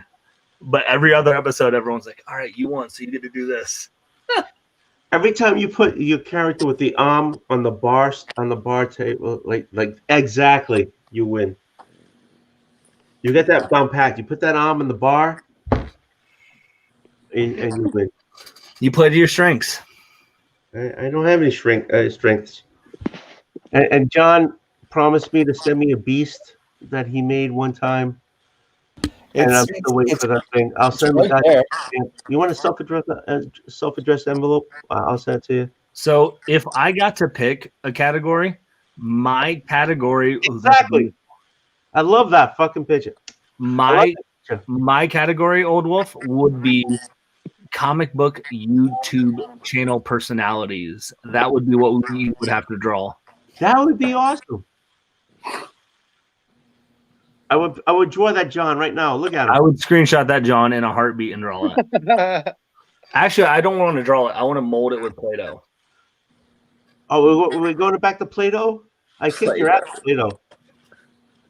My first 2 times on that show, the first time I had hopped on ever was freaking watercolors. And then the second time, they're like, hey, we're going to do Play-Doh. I'm like, I hate you guys. Why am I on the show? Hey, but you just won with watercolors, I right? did, but I've learned how to play the crowd. I've learned my strength. We're gonna do Play-Doh with Bueller. It's gonna be him with his hat, his glasses, and a mug of coffee. That's right. I'm gonna mold a mug of coffee with It's gonna be and then have Bueller in the mug of coffee, peering over like this. it's gonna be his mug of coffee from that special place he gets it from, and it's gonna be peanut butter flavored. It's There you go. You drink peanut butter flavored coffee? That sounds delicious. It's If really you good. like flavored coffee, Mocha Express. It's Mocha Express, right? I just said it. Yeah. Yep. Who said it? You still get 2 or 3 minutes to do Play-Doh? That's where I got it from. Yeah, Kachun, it was miserable. The only saving grace was that it was Simpsons, which is like the most like the only thing that would have worked better with Play-Doh was like if you're doing like Wallace and Gromit or something like that. But Simpsons worked out well with Play-Doh. My Homer kicked ass. I did a great Homer. I've already got a drawn picture. Oh, Ooh. So we already. There you go. look at Boom. that. The chin's all wrong. Yeah, it is. There's a chin. Yeah. The triple chin. The fact that it has a chin, that's what makes it wrong. But I appreciate that. Pretty cool. Oh shit. John, did you enjoy your Chinese food? Oh man, I'm so full right now. I had the 2 of the single serving things. So I had 2 full servings. Oh. Well, I mean, it was noodles, it was rice, it was like shredded beef. Was it with the sweet? Don't hurt yourself. I'm tired. I Guys, always imagine John eating cereal. I don't know why. No, this was Chinese. I went Chinese food big time, and I'm definitely not going to be hungry again in an hour. I always just love it when it's like past midnight for me and Old Wolf, and it's 9 o'clock for John. He's like, "Hey guys, I'm done. it's late. Yeah, no kidding. It's late, gang. Like, you guys are up 3 hours later than me, but it's late." Hey, how you doing? How you doing? Can I have it? the kids are kidsing. They're doing their kid stuff. See, Kai's got all the cool stuff hanging in his room. I don't get anything. There you go. Oh yeah. I get the surfboards. Yeah, Jonathan Wood. He always wants to go, like, he's a boomer. He always wants to go to bed early. That's always me. Yep. Is that a bird? Kachun, we woke him up. He was sleeping. He was snoring, I heard. That's Archer that's snoring. I don't know if you can see him. You probably can't see him. Still can't see him. He's in the shadows. Could be a stagehand. There you go. Tell me a job. Yeah. Ninja. Kevin's a ninja. Always looking for a good stagehand.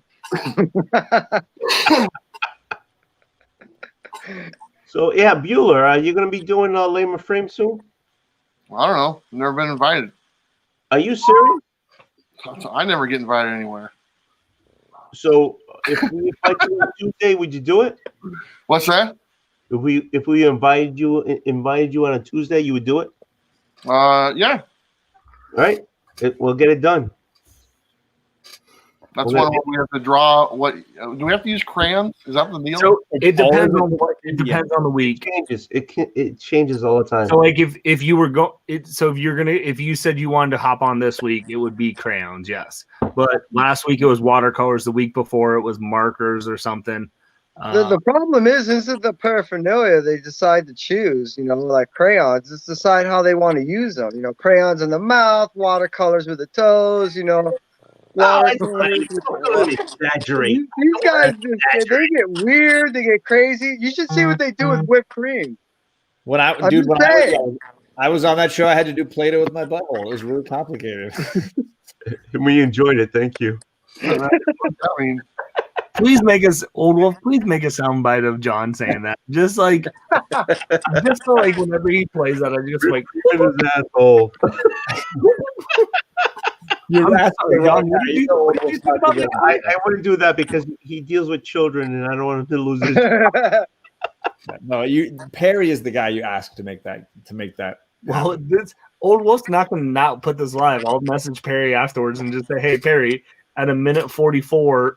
Minute 45, just pick up this soundbite by John and you'll appreciate it. And he will. Oh, he will. How many of his videos have the watermark of me with a mustache and no shirt in the corner? Like a ton of them. Oh, I got that picture on my ceiling. There, see? This is something to go to sleep at night with.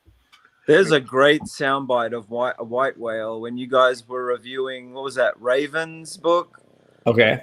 And he just lets out this 5-second long sigh when you asked what he thought of the book, and he just sighed, and it's perfect because there's no other sounds. It's just him sighing. It sums up the book. It could have been almost any book at that point.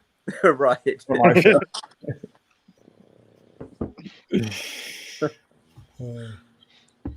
All right, I'm gonna actually go to bed, gentlemen.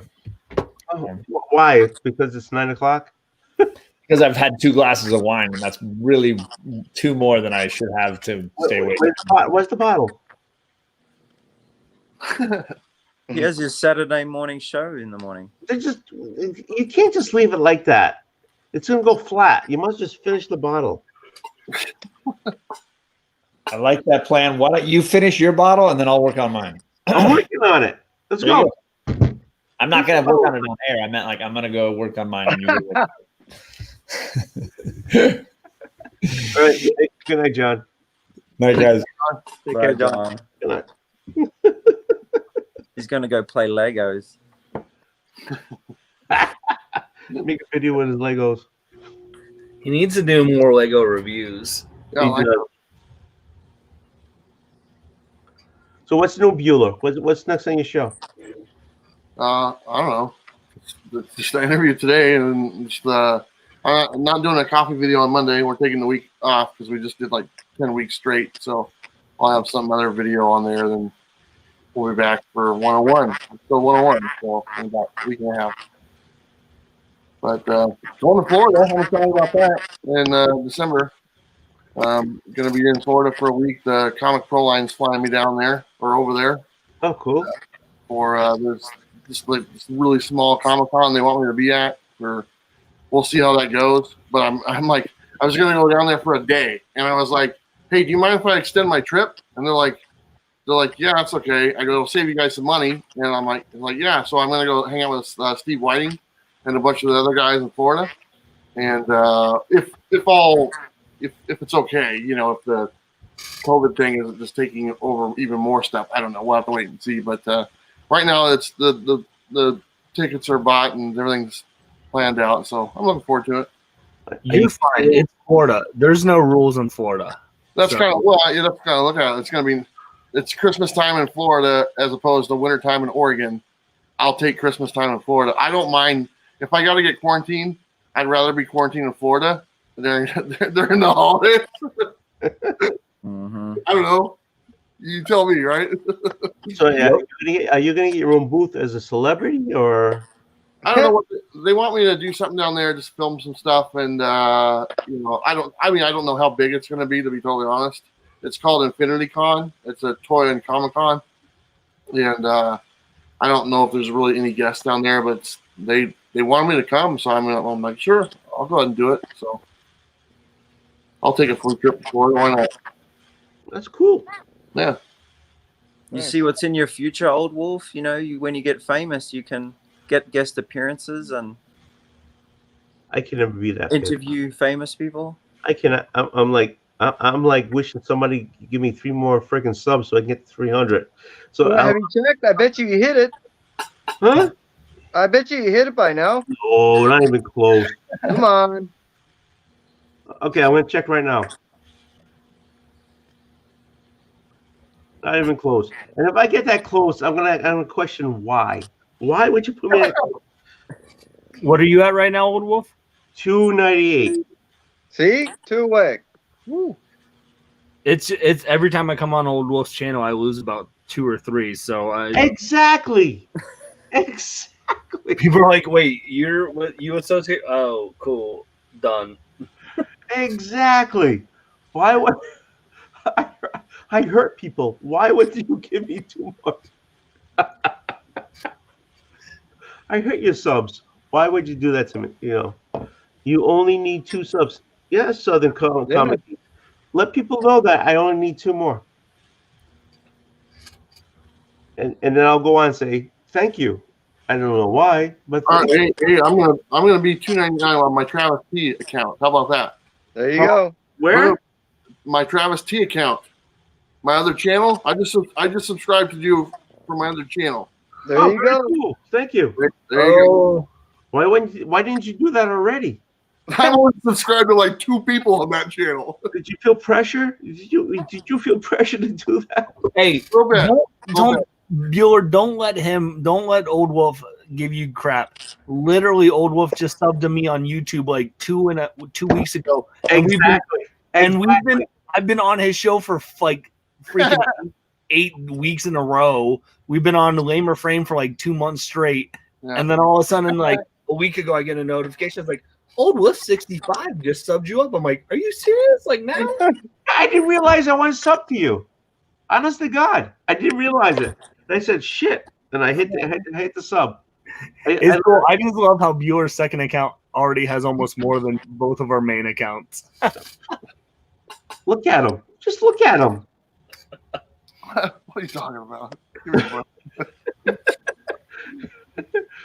Come on, he's like you're one away. White ghost. He's like, you know, he's all white. He's got his glasses on. He's all it's all smoking mirrors, man. The good news is, Old Wolf, when you hit 300, if you hit 300 tonight, in like 3 days, you'll be back at 295. Like, oh, guaranteed. That was the funniest thing. Like, I literally did a post one time. I'm like, guys, I'm on the road to 400. I just hit 350, like 360. And then like the next week, I was like, subscriber loss, 2 subscriber loss, 3. I'm like, apparently I'm on the road to 300 now. It's okay. Either way, it works. Honestly, God, you you guys put contact out all the time. You know, Bueller 24/7.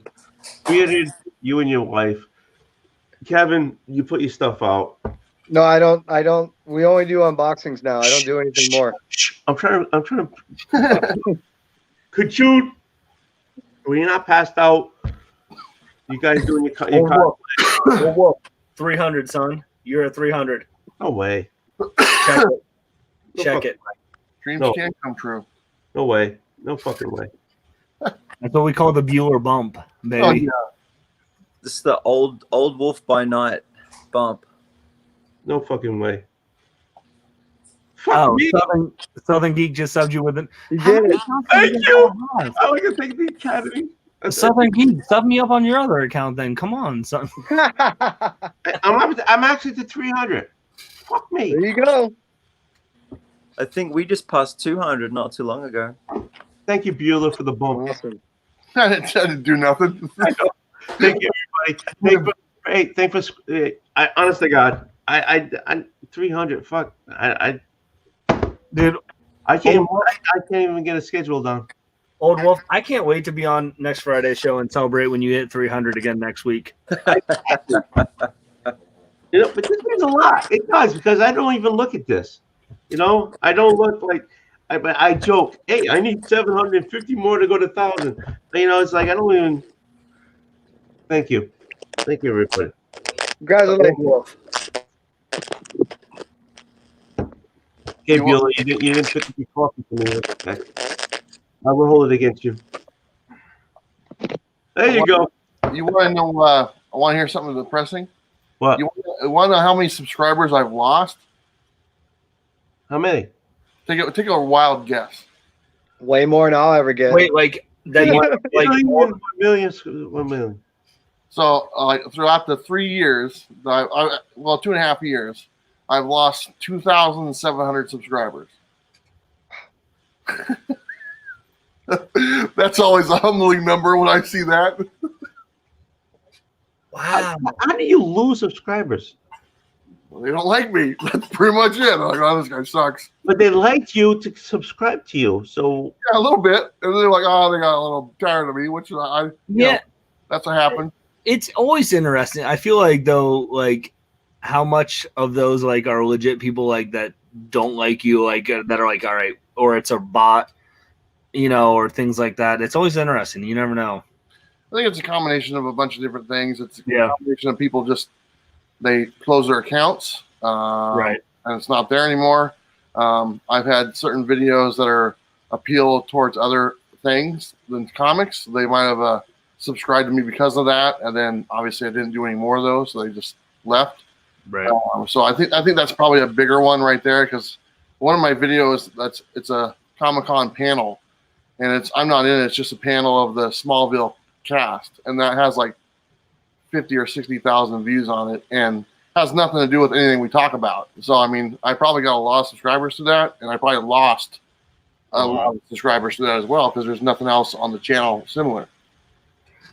Yeah, it is funny, like looking at YouTube analytics and stuff, and just as like I've started to get into the game, like I'll get a dislike on a thumbs down. I'm like, who did this? And like I'll look at it, and it hasn't been anything in like the US so far, like because I'm like who I have like 380 followers, like who's gonna thumbs down my stuff? Like so like why do you watch me anyways? And it's funny like that it's just looking at analytics of like it isn't in the US right now, but it's like, why are you watching my stuff then? I am religious. knock myself out. I have religious thumbs downers, man. I kid you not. As soon as I put a video out, it's there within 30 seconds. My hat's off to them, man. They are dedicated people to do that. And so, but it still counts as an interaction. Yeah, it's like, okay, boom. And I actually get a little worried when they don't show up. I'm like, where are they? Are they okay? Are you guys okay? Oh, Bub. Oh, hey, John. What's going on, guys? That's awesome. Hey, Bub, you do realize if you and I ever competed in the same categories, I would actually go before you. You would, wouldn't you? You know, it's never happened. It's never happened. Every time I've ever competed on categories, I've always have to go first. Every single time. It sucks because it's harder to, because the person who goes second gets a chance to kind of, bash the other book before they start their book, before they show their book. But I always have to just go in cold. Bueller knows what it's like to go in cold. Look at him. What's going on, old wolf? Congratulations, man. Thank you. I don't know how long it's going to last, but thank you very much. Cheers. Oh. Absolutely. What you guys got going on? I still got 300. I never thought I'd even get past. I never thought. I started the freaking channel to join a community. You guys, you know what I'm saying? Honest to God. Not Bueller, because I didn't think Bueller would ever hop on my channel because he was already. I've been on your channel other times. What are you talking about? Like the third time I've been on here, man. I know. I'm just busting you. I'm just every goddamn time. Dude, I love you. I'm just busting you. You made me put my vest on the first time I came on the show. You got all pissed off. You gotta get in uniform. You gotta get in uniform, man. What are you doing? Jesus, man. Old Wolf, if it makes you feel better, we never thought you would get 300 either. Exactly. It makes me feel wonderful. Thank you very much. Yeah. I think you're doing great, man. Thank you, everybody. Yeah. If anybody has the name of the person who put me to 300, let me know. So I'll think it was Southern Geek's second channel. It was? I think so. He said it in the chat. Oh, I'm not reading that. I'm looking at you guys. I'm not reading the chat. Yeah, you were at 298. The first one was Bueller's second channel. Right. And then the next one was Southern Geek's second channel. Well, thank you, Bueller, and thank you, Southern Geek. It was me too. I unsubbed and then resubbed. Oh, thank you, bud. Yeah, it tricks YouTube for about 3 days. Oh, and so then so by like Monday you'll be back down. So thank you for screwing me. Thank you for like premature. It's a short-term high, but it's better than no high at all. Yeah, I think I'm prematuring over here, going, "Hey, thank everybody." Then all of a sudden, like, fucking Bub, give me like a softie. We're just looking forward to you doing it again. That's all. We're just keep it going. What's going on? I heard Bueller had like 40 people watching him in the background. That's freaky, and not one of them Sam this time. I don't know who all those people are back behind you. They haven't moved yet. Yeah. Also, can we highlight the fact that Kachun just left and didn't say bye to any of us? I know exactly. Can't blame me. He left before I got on.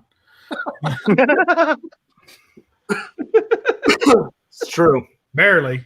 He just squeaked out. I'll talk to him later. What's going on, Southern Comic Geek? Yeah. So I was like, "There's no Southern Geeks not on this panel." He should be. He can hop on. I put the link in if he wants to hop on. He never goes live at night. We don't know what he does of the evenings. We know. No, I don't know. Maybe you know. You know, Bob. Yeah, we know. You're getting those DMs. Oh, yeah, if you want to hop on, the link's in the. Do I have to put the link on again? No, it's in there. I know. It's in there when you told me to hop on. I scrolled up and it was right there. You killed Bearded? Yes, I did. God damn it. He's never coming back. I got big plans this weekend. Any comic plans? Not me. No. Everybody's hiding at home, scared of the trick or treaters. Well, actually, no. After work tomorrow. Kai's been bagging up a bunch of candy. I am pulling out some. I don't have as many books. Last year I handed out over 100 books. Wow. But I'm still figuring out a way where I can have people come around and do a circle, and then I can have them, a good 6 to 8 feet apart, and still pick up candy and individually wrapped. And I'm gonna still try to give out a few books. And that's cool. Oh, I mean, wait a minute. You give books out for Halloween? Yeah, last year because of the Halloween comic book day and the free local show comic book day, I go around to my shops and I say, "Hey, man, today's the last day. You didn't get rid of these things, so let me grab a stack." So I've been doing this for a little bit, and so they come to know me. So yeah, they all throw a bunch of stuff at me. And last year, between what I bought at the LA Comic Con and what was given to me between shops, I gave out over 100 books last year. Wow. I had probably over 1,000 people that hit my house last year for Halloween. Did they use eggs or toilet paper? Yes. I live one house away from a school, and I have people dropping off people over in that parking lot, and I get hit. I mean, it's in droves. My whole family, we take turns, and we set up an assembly line, and yeah, it gets crazy. Wow. I spent about almost $200 in candy, about $40 in pretzels, and then, like I say, all kinds of comic books. Wow, that's impressive. I'm in a kind of a rural area. There's not really any sidewalks in my neighborhood, so people just kind of drive around to the people they know and do that whole routine. And most people know not to come to my house. So I'd love to. Like the first couple of years we lived in the neighborhood, we stocked up on candy. We didn't know what we were going to get. Turns out we got nobody. I don't think we've ever had a trick or treater at our door in 5 years. Yeah, not in 5 years. I mean, I've done everything: played music outside, put up decorations, and lighting and everything, and nobody ever comes. So. Well, here in LA, I mean, shit. Yeah, you can walk around. Hey, Southern. My house is very inviting because I carve out fake pumpkins every year. So I'll buy pumpkins. Yeah, I'll buy molded pumpkins, and I put in a standard base in there, run a wire in there, zip cord. Because remember, I'm in entertainment. Buy a flicker bulb, throw it in there, and voila, I got another pumpkin to add to my collection. So I have over like 18 pumpkins sitting in front of my house right now. They're all fake, but I carve a new one, at least one new one every year since I've lived in this house. And you have electricity. You have electricity going to them. Yeah, but they only take 3 watts. You know what I mean? So what zip cord was originally made in the war? It's just 18-2 zip. How should I say? It's just 2 pieces of strand wire that is insulated, and you can put on what they call additaps. So you can just tap in as much pumpkins as you want at 3 watts. I mean, standard 110 system, you got 20 amps. It's like the old vampire taps where you have the Precisely.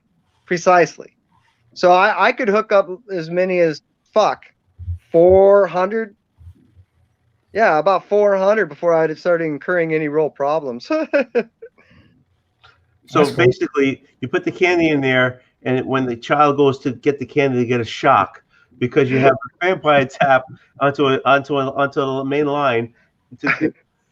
I could, but I don't. I could prove entertaining. Yeah. What are you up to, Where are you been? Where are you been spending your night? Hour of the night or asleep, Bub, and so. But when Bob, he shows up, he starts busting people's balls. You got to show up into the chat and, kind of defend yourself. And I'm gonna work on being nicer. No, don't do that. You'd lose subscribers if you did that. Yeah, don't do that. You're gonna ruin yourself. Don't do that. I said I was gonna work on it. I don't think I'll be successful. I'm just gonna work on it, Oh man. Oh shit. I'm gonna try and hit a bunch of shops tomorrow. That's my plan. Go a little bit out of town and hit not far, an hour and a half. My plan is just to wake up. That's a good plan. I have that plan every day. It usually works out. Nice plan. Yeah, thank you. I wish I had known about. There's a Comic-Con going on on the other side of Dallas this weekend. I wish I had known about that. Yeah, Sam De La Rosa, I think, is about the biggest name on the signature list. But they got supposed to have some booths and all that kind of stuff to shop from. Booze. Oh, booth.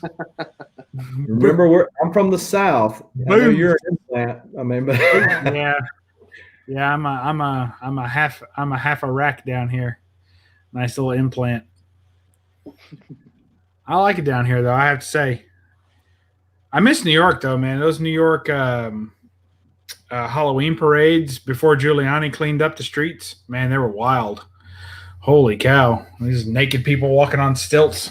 It really was. It was crazy. People dressed as dildos, and it's wild.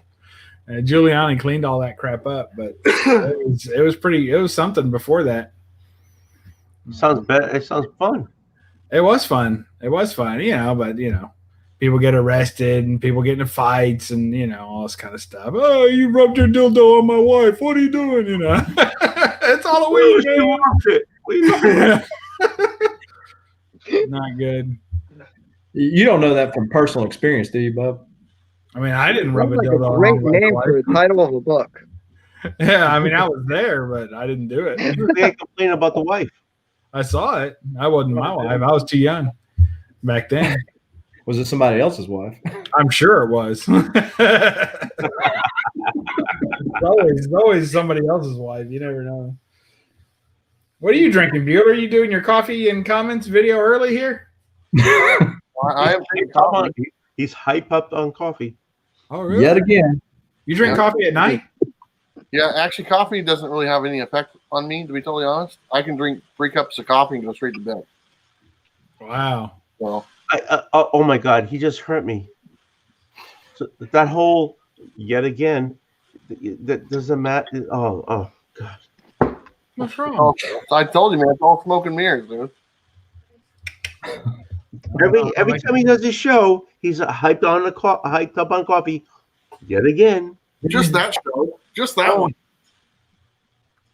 It's probably sugar that's in there. Filming that one at 2 o'clock in the morning, too.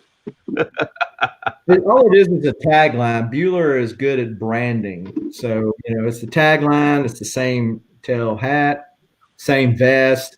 That's why he's got a gazillion followers and, all the small channels, Branding goes a long way, my friend. It really does. Yeah, it does. I don't know. I still remember Bueller I remember his first video, man. I mean, that was way back in the day. I remember him.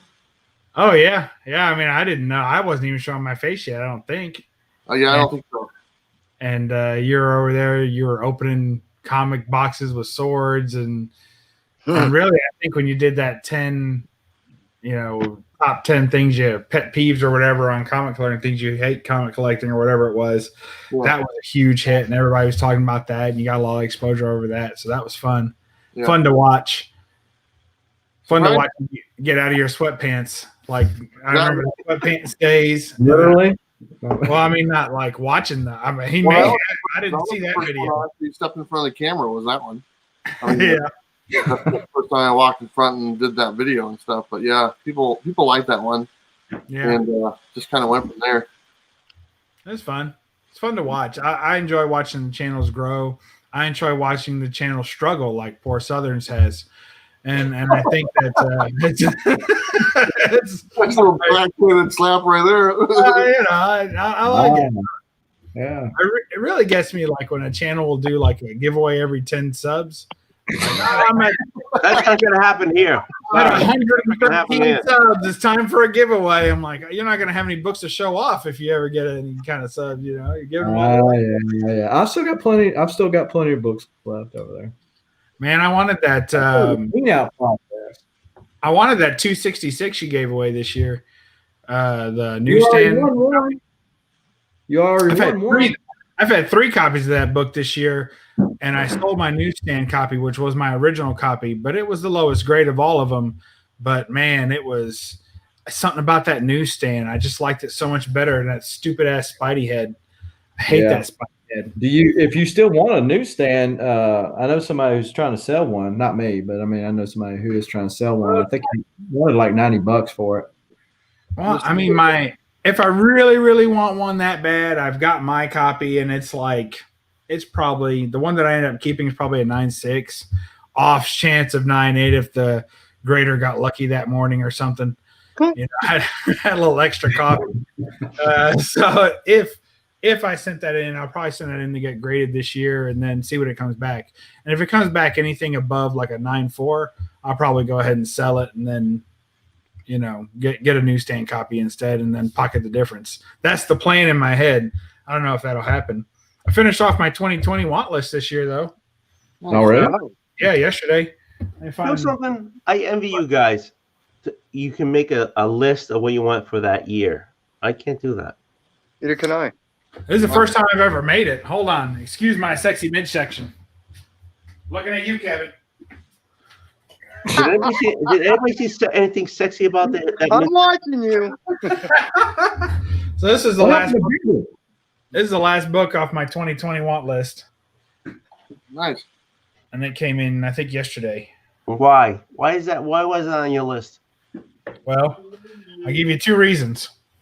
1, 2? Well, you don't get too much good girl art in the early DC. I mean, this is from 1950, so you don't get too much good girl art at this stage. And this book, of the pre-100 Superman covers. It goes for pretty decent money, so I was very lucky to get it.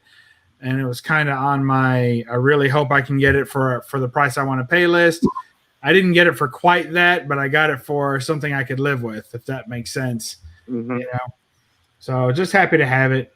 And I had only 6 books on my list this year, and this was the last one. I honestly didn't think I was going to get it. It's only come up for sale 4 times all year. So, can I ask you a question? Yeah, of course. How do you determine? No, you know what? Forget it. I changed my mind. No, How go do you ahead. determine what's on your list or what you want for that list this year? Well, this year I put no Marvel books on my list, and I didn't do that on purpose, but it just happened that way. So just hold it on. When I started to think about the books I wanted to try and focus on this year, I was thinking I felt like my Golden Age DC was really lacking. So I had 3 Golden Age I had 1 silver. I had 1 silver and 2 Golden Age DCs on my list. And then I had a Planet Comics, which is a run that I'm always going after. But the one that I put on my list was one of the more difficult ones to get. So because it's more expensive than the others. And when I say difficult, I don't mean that you can't get it ever. It actually comes up for sale a few times a year for sure. But with the Golden Age books, that's usually all you get. You get maybe 4 or 5 chances at a book a year if it's a popular book or a real good cover. And then you got to hope that it's in the condition you want and it's for the price that you want to pay. So if I put a book like that on my list, it makes me focus on it more. It makes me not buy other books that are cheaper, but I could pick up. You know, if those books are more readily available, then it makes me say, you know what, why don't I wait? Because there's going to be only a couple of times a year this book comes up, and I want to be financially prepared for it. And when it comes up, I can buy it without, being too upset. So I had to stop my pull list and stuff for 3 weeks to make sure that this was going to be ready whenever it came up. So, and of course, there's a lot behind it, and other than just having a pull list. Yeah, because, it's true. Because I could put money aside, and then I don't know how to do a list of what I want, because I want everything. That's fair. Get real. Oh, you see on YouTube, and somebody has Alex Ross books, 100 of them behind his head, and I want that one and that one and that one and that one and that one, or what I'm saying? It's like everybody has their lists out there and they're shown and you want them, but I don't know how to make the list I want to have, because I want everything everyone else has.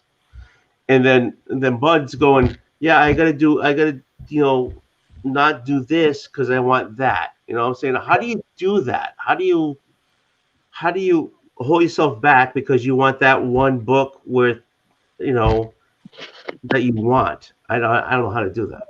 It's really easy. Just don't have any money. That's the simple answer, man. Here's what you do. Make your living off of YouTube, and then you won't have any money to buy books. A real scrap. I can't do that. I'm sorry. I can't do that. More than cover price. It sounds like to me, really what Buzz is describing, and I think what Old Wolf is even, commending you on, dude, is that your form of discipline is commendable.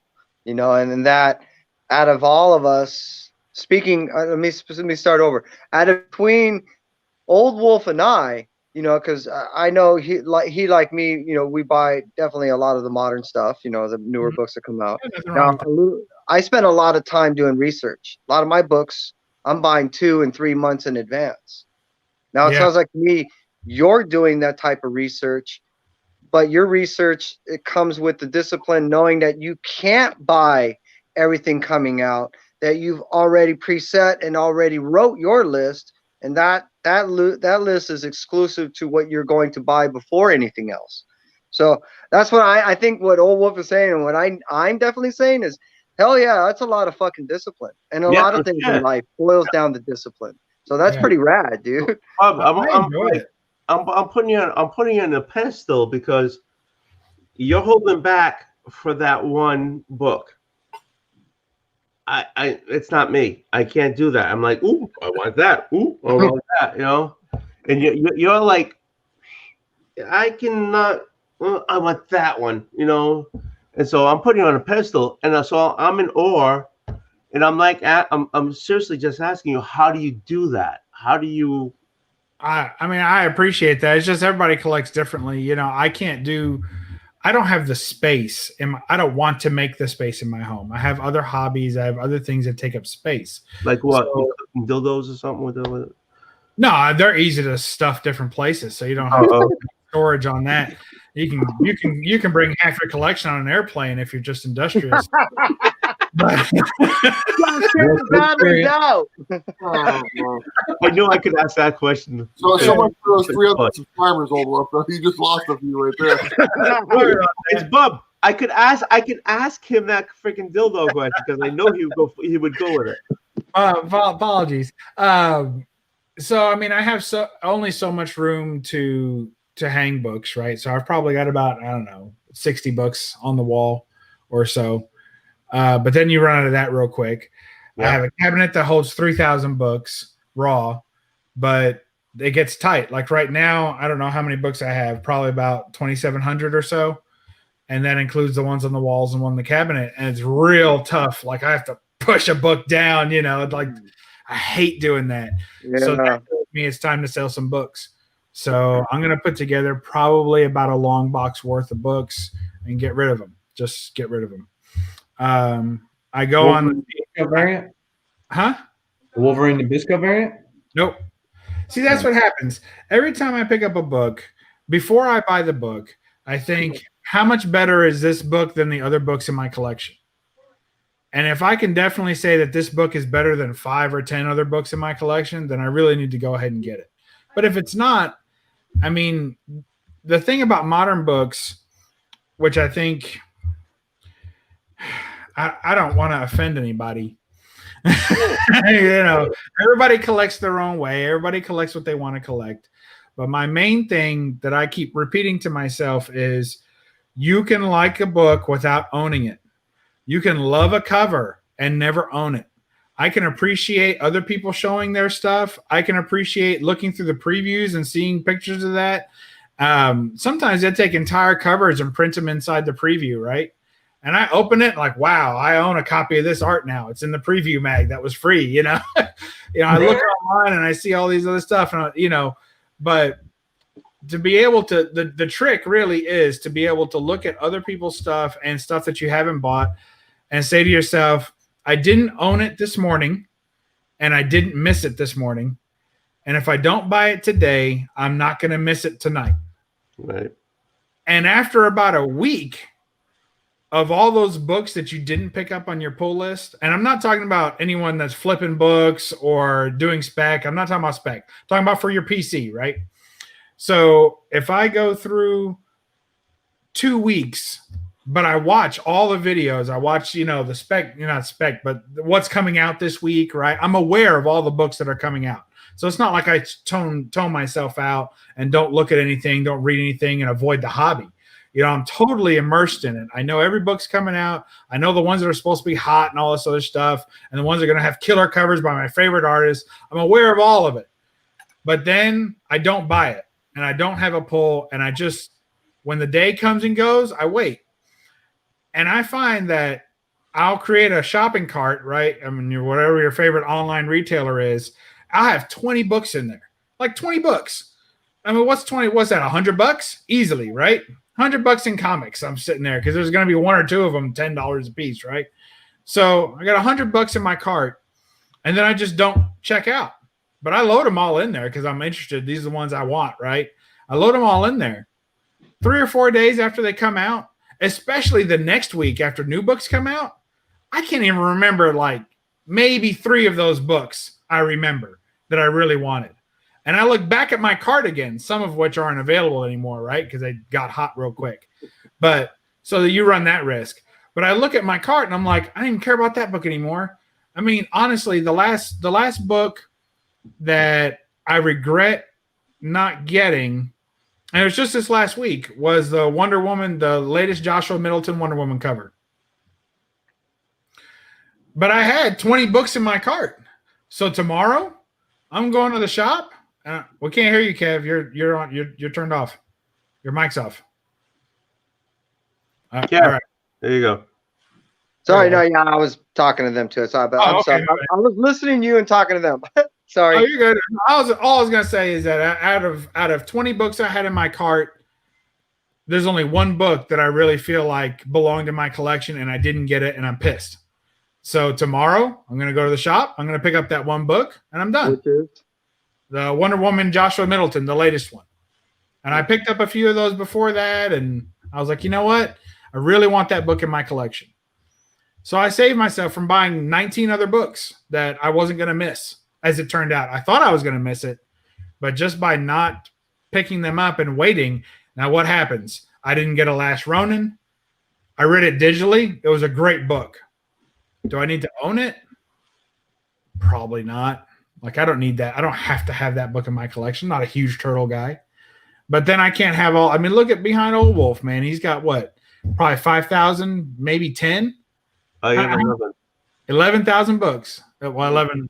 Yeah, you have 11,000 books behind you, right? Yeah. I mean, you have to find a way to lust for your own collection.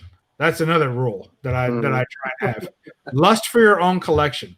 Because when you see books that you lust after, you're like, oh my God. And it really is lust because you don't love it. You don't know it yet. You haven't taken it to dinner. You haven't brought it home and read it in bed yet. You have no idea if you love this book yet. You get it, you bag it, and you go, and you stick in the box.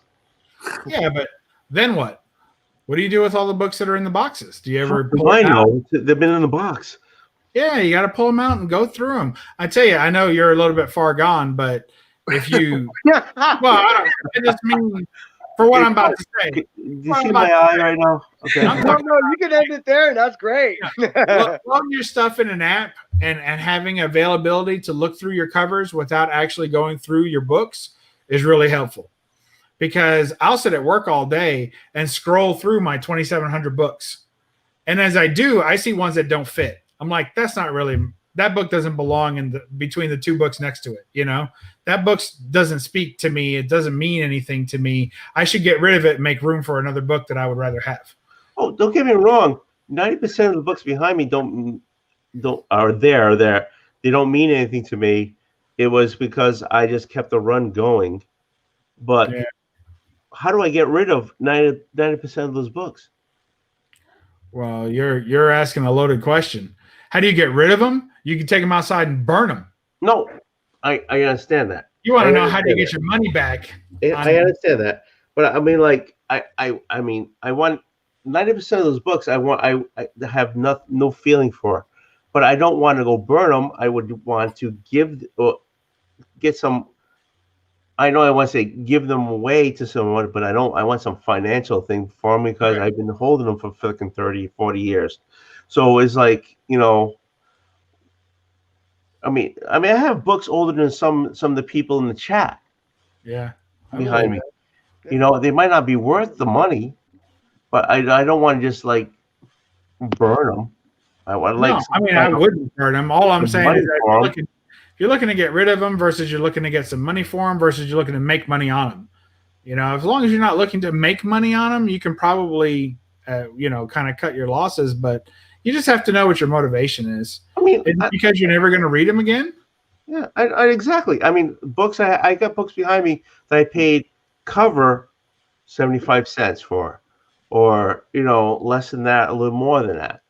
So, and if you look at the age, I mean, I was doing early 80s, up to early 90s. Then I stopped. There was like later 90s, and I stopped. And there was like so it's like. And we got people in the chat, or people we talk to that are younger than the books I have behind me. So, I mean, I would love to get rid of them because I would like to get only because I would like to get money to get the books I really want. But at the time, I just kept going with the series. Oh, it came out this month, and how do I do that? I mean, it's like, you just answered your own question, man. I mean, just sell your books. You get the ones you want. You get the ones that mean something to you. I mean, it's as easy as that. You're on a medium that, believe it or not, will help you sell books. Because there is a large crowd of people out there that want to buy comic books that might not mean anything to you right now, and then you just sell them on this medium, and that's what it is. There's a large audience out there looking to buy books, and then you can take that profit and just buy the ones that do mean something to you. You know, I mean, or not everyone likes a mystery box, but man, I took my collection down to a fraction of what it was through selling those boxes. I know. I bought a bunch of them. Yeah, I know. There he is, right? I mean, I sold. No books are in that fucking box. I sold 3,000 of those boxes, and you just do the math: 3,000 times 11 books per box, and that's a lot of books that went out my front door.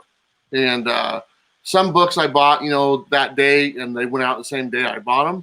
But majority of it, probably at least 70% of it, were books that were in my collection already. And they just left. So there's all sorts of stuff to get rid of your books, man. I'm down to Bub. Bub, you and I have about the same amount of books. I got like 3,000, maybe between 3,000 and 4,000 right now, as opposed to 30,000 at one time. And your statement that you made was stating that you had well over 26,000 books that you sold in your mystery boxes that were personal. Yeah, that's pretty much right. I mean, it's funny because you talk to Sam, because I remember Sam came over here before I started doing the boxes, and he literally saw it with his own eyes, just my collection dwindle over a matter of a year. Yeah. I have all these empty boxes. I had a whole room full of empty long boxes that were full just a few months earlier, and I said, when I run out, I really can't do these boxes anymore because I just don't have stuff to sell. And I actually dated it. I was like, I knew pretty much right down to the T when I would have to kind of stop selling boxes because I just run out of books. And that's exactly what happened. So a lot of stuff shipped out my front door. It was kind of weird. But you also aren't buying mystery boxes, are you, Bueller? I've never bought it. I take that back. I did buy the Spider-Man booth mystery box one time because it seemed like everyone and their uncle was getting a Hulk 181 or a first appearance of Punisher. Every YouTuber was getting like a hot book for there was a good 2-month period. Everyone was getting a hot book. And so I fell into the trap and I bought one. I got a few variants that were decent, I guess, but I didn't get a return on my investment. But that's literally the only box I've ever bought. Yeah. So I think the difference is poor old Wolf up here in the top corner. He's basically sitting at the bar talking about how he wants to get rid of all his beer in the fridge. He's got cases of beer in the fridge, and he's sitting at the bar buying new drinks. Yep. I think at some point you got to kind of stop doing one if you ever want to do the other. If you're bringing in new books into the house, like at the pace that you're bringing them in, then it's hard to offload the others because they're just as good as the ones you're trying to give away. So why give them away, right? Right. And I don't want to. I love to box them up and send them out, but then I don't want somebody to say, "Hey, you screwed me because it's not worth the money I paid for it." Yeah, and they will. You can't make them all happy. That's a risk you take, man. That's just the way it is. And really, the less profit you take, the better chance you have of pissing less people off. Like I thought Bueller's box was pretty good, and I'm not pumping him up or sucking his dick or anything. But I appreciate that. I know. Well, I mean, you know how good I am. You want to move him right now, so I don't want to find out. You just turn your face to the side, and you can talk a nibble. But I mean, here's the thing. Like he sold his books so cheap. He sold his boxes so cheap that anyone that was dissatisfied with the books they got was just an asshole. Yeah, like that was my thing. That was my thing.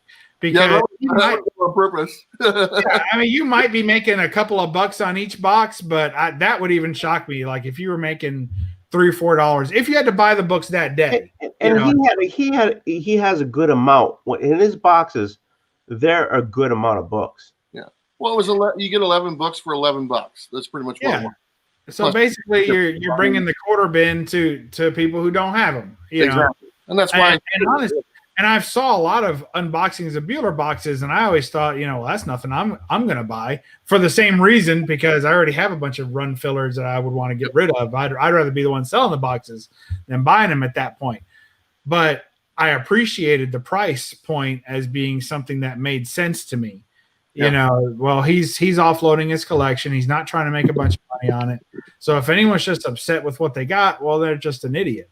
But when I see somebody selling a $200 mystery box and it's filled with crap, or even a $40 mystery box and it's filled with $30 worth of books, it's like, what are you doing? Yeah. Like nobody really wants that. I don't think there's a real market for that. But then there are people who pretty much build their channels around, taking video of how content they are with the mystery box that they open. You kind of watch the whole psychology play out in front of you. What is this? I think this is a good book. I remember this book. I like that book. This book's pretty good. I don't know if I got my money. Hold on, let me count here, count there, and then they come up like $15 short, and they're like, "Yeah, I think I got my money's worth." There's something about this book. It's a good spec book, and they talk themselves into it. By the end of the video, they're content with it, and then they buy another one to post another video next week. Right. So it's like. There's nothing wrong with that as far as content goes. Did you see the beginning of this live? I opened up a Comic Tom box. That's the start of this. I was like, oh yeah, cool. Actually, it's right here. Look, I got a Fantastic Four. I got a Blue Beetle, which I have. I think I have the whole series of this. So hey, I bought it. I can't like. Oh fuck me! I got a Blue Beetle because something. I bought this off the rack, so I must have liked it, and I can't, say screw it now when I liked it before. All right, let me ask you this: have you ever seen a dog spit out bacon? No. You know why? Because even when a dog's ate a fucking shit ton of bacon, he'll take another piece. He doesn't care. He doesn't lie. So I don't know why too. So all I'm saying is that. It's easy to make somebody happy when the actual item that you give them is going to make, comics make us happy. So if I fill a box full of comics, it could almost be any comics, and you'd be like, oh, I bought a box full of comics, and guess what was inside? Comic books. Yeah. See, but I won't do that. I bought the mystery box, and I'll show the mystery box. But if it's like, if it's the proverbial spitting out the bacon, I'll say it's proverbial spitting out the bacon. I'm not gonna say, "Ooh, look at this," and like when I turn up the camera, I'm like throwing it over my shoulder because I don't give a shit. I don't do that, and that's why I don't edit my videos or something, because like it's me. So Comic Tom is the only one I buy. I don't buy mystery boxes. Sorry, Bueller, I haven't bought yours in a while. I apologize. I don't have any for sale, so That's why I haven't bought them. But I sold 2 mystery boxes over the last 2 months. But I did buy yours. But every time you said I got a Bueller box, I bought one. You know why? Because you gave me 11 freaking books, and it was the 11 books you gave me, and the price you charged balanced out, and I appreciate that. If you're gonna sell me 11 books, and then you give me a price that like, well, those Spider-Man books, boxes or whatever that was like way inflated, I would say, yeah, I'm never gonna buy it again. But I bought multiple books from you because it equaled out. And the same for Comic Tom, and he's not a sponsor of my channel, nobody is, and I'm like, it balances out. You know what I'm saying? Well, as long as you're happy. I mean, look, I am happy. There's a lot shittier ways to spend $40. I mean, they're really. I know. I'm like grandfather. I've been buying this for a while, so it's not $40. Well, that's good. Well, you got a cheaper price point, right? Exactly. I think we started out at $20. I got 2 teenagers that eat me out of house and home $40 shoves down their gullet. It's not going to go into a box of books. Yeah. Yeah. I I know some people who are still paying, I think, like $22.99 for his box because they're grandfathered in from the very beginning. So that's pretty good. Yeah. And I think the value's there for that. I think the current price, for me, the value's not there. But I'm not a grand prize hunter or any of those mystery type. For me, no one can spend my money better than me. Exactly. So if somebody said, all right, you got $100 to spend on books, and I can either give you a bunch of books that are valued at probably more than $100, maybe they're valued at $150 or $200, or you can take the $100 and buy whatever book you want worth $100, I would take the money. Even if you told me that there were books potentially valued at $150 or $200, but if it's not a book, is it valued at that to me? No. Maybe valued to the market. Now I got to fucking work. I got to go find somebody who wants to buy it. I got to ship it. I got to sell it, ship it. That's work. So instead of doing the work, just give me what I want, which is, let me spend my own money on something I know that I want, But I do enjoy opening mystery stuff, but I just there is that fun. I mean, yeah. I'm Portuguese. Portuguese people love scratch tickets, lottery, because but it getting the box is it's like Christmas every time. It's like, ooh, what do I got? You're gonna open it up. Ooh, there's a box. Ooh, ooh, ooh, and there you go. But I'm just babbling, and it's your channel, man. That's how you get to 300 so fast. That's right. I think that's part of it, man. I think it's time for a giveaway. Oh, well. Yeah, it's time for a giveaway. Yeah, it's time for a giveaway. You got all those boxes. Well, I mean, people do that too. People do a lot of AOKs and give their stuff away and pack boxes. I was thinking of starting to get rid of my boxes. I was thinking of from now till Christmas doing a 1+1 box. And that's if you buy a mystery box, say I hadn't decided the price, $30 or $40, I'll send another mystery box to anyone else you choose. That's cool. And do one book. You get one box, and they're random boxes, right? So I don't know what's in them. You don't know what's in them. That's cool. Because it's not two for the price of one. For me, I'm a weirdo. For me, it's not the box I get; it's the box you give. Yeah, and you get to attach your name to a gift, and you don't pay anything. I wouldn't want my name on that fucking box. No, well, I'm going to tell them. Well, this box came thanks to someone. I mean, I don't want to submersing it underwater in case they think it's a bomb or something. What is this box? I didn't order anything. What is it picking? Yeah. But as a plus, you got to get me that person's information, or I can't send it. Right? I'm not gonna. Yeah, true. You got to tell me where to send it. So, but I thought that would be a nice thing to get people. Not everybody wants a bub box. Certainly you can't get one for 18 or older. So I want a bub box. There's going to be a few in there because it's Bob. I want your box. You want my box? I want your box. Shave it, please shave it. I'm gonna. Yeah, I'll shave it first. Wait.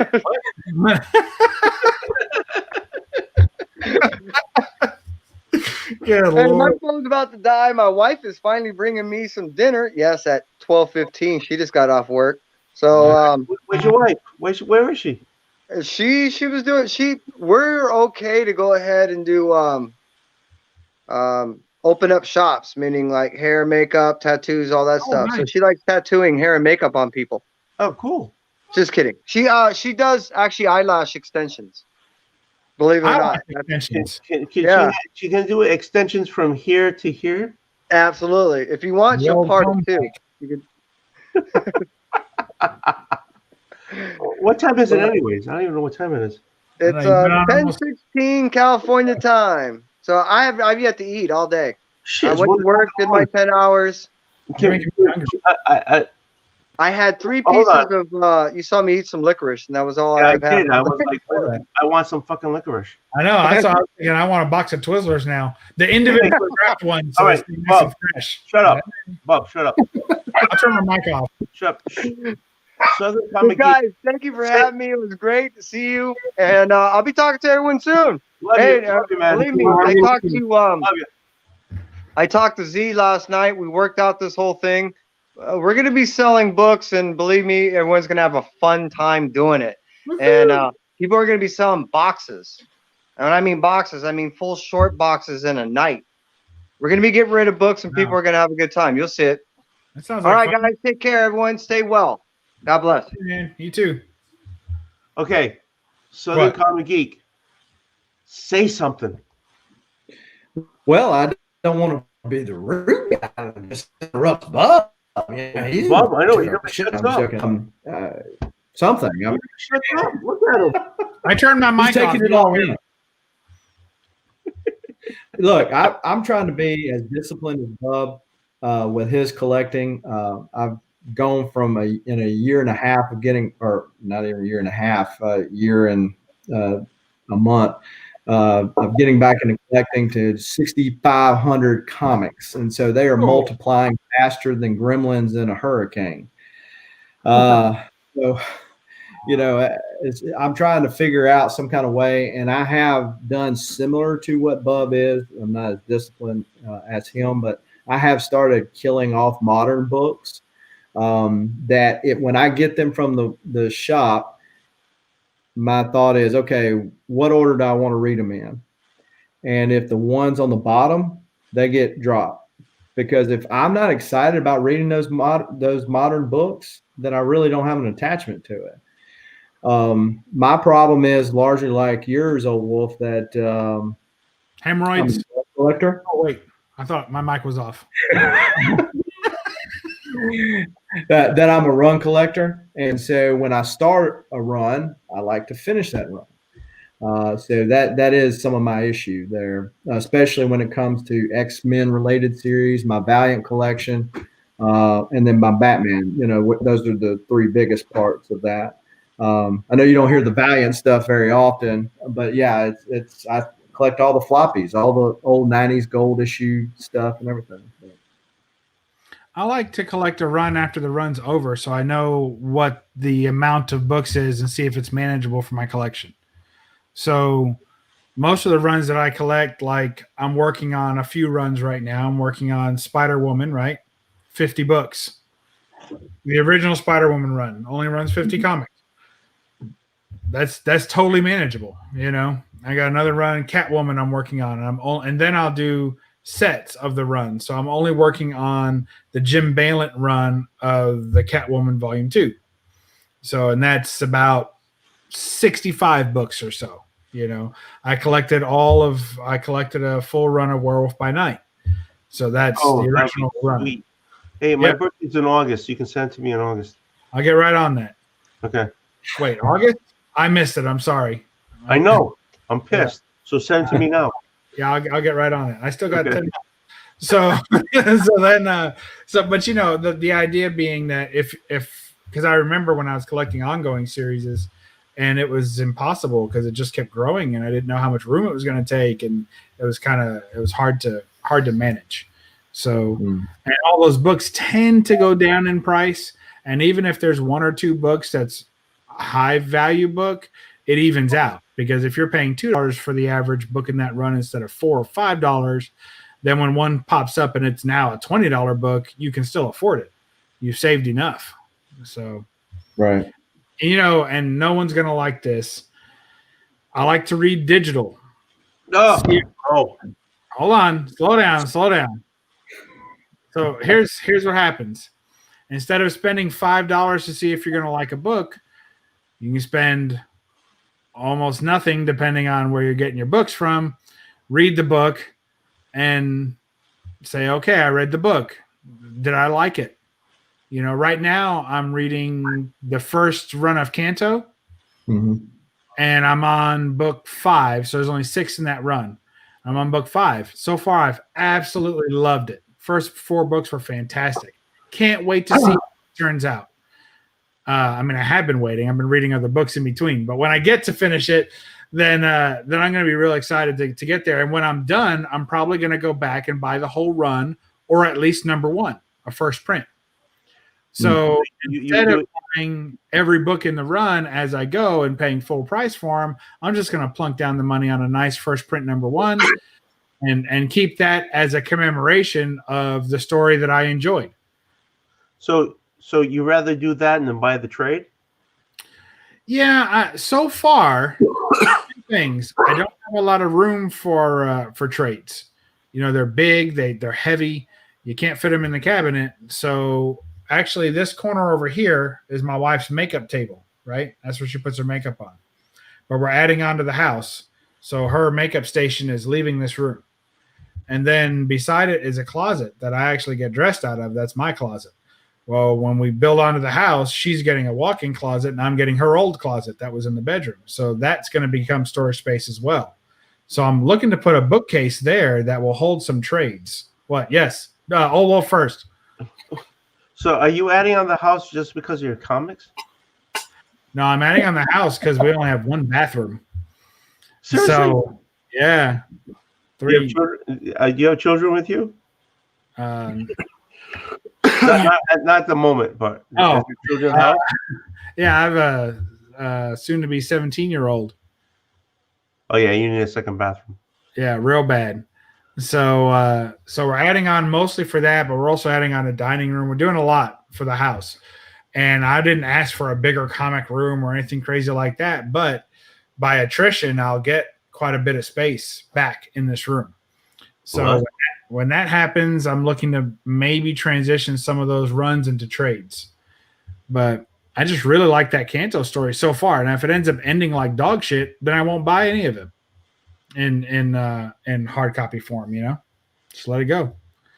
So my problem is every time I read something that I like, I fall in love with it. Mm-hmm. Like that run of Astonishing X-Men, the Joss Whedon, John Cassaday run. I mean, that's definitely my favorite X-Men story and run of all time. But do I really need all 25 of those books in my collection? Not even all the covers are that great. In fact, a lot of them aren't. But I still have them because I don't want to get rid of them because I love that story so much. So that would be a good one to get in a trade. So and let those go. So you said the covers aren't that great. So do you buy for the cover or you buy for the story? Or you buy for the run? It depends. I mean, when you're buying these pinup covers, I mean, I don't think Bueller's opened any of those books behind him, other than the X-Men books and the bookends, right? I mean, those are straight cover buys, obviously. I never opened any of my Marvel books. I don't blame you. I have no. It'll only disappoint you, my friend.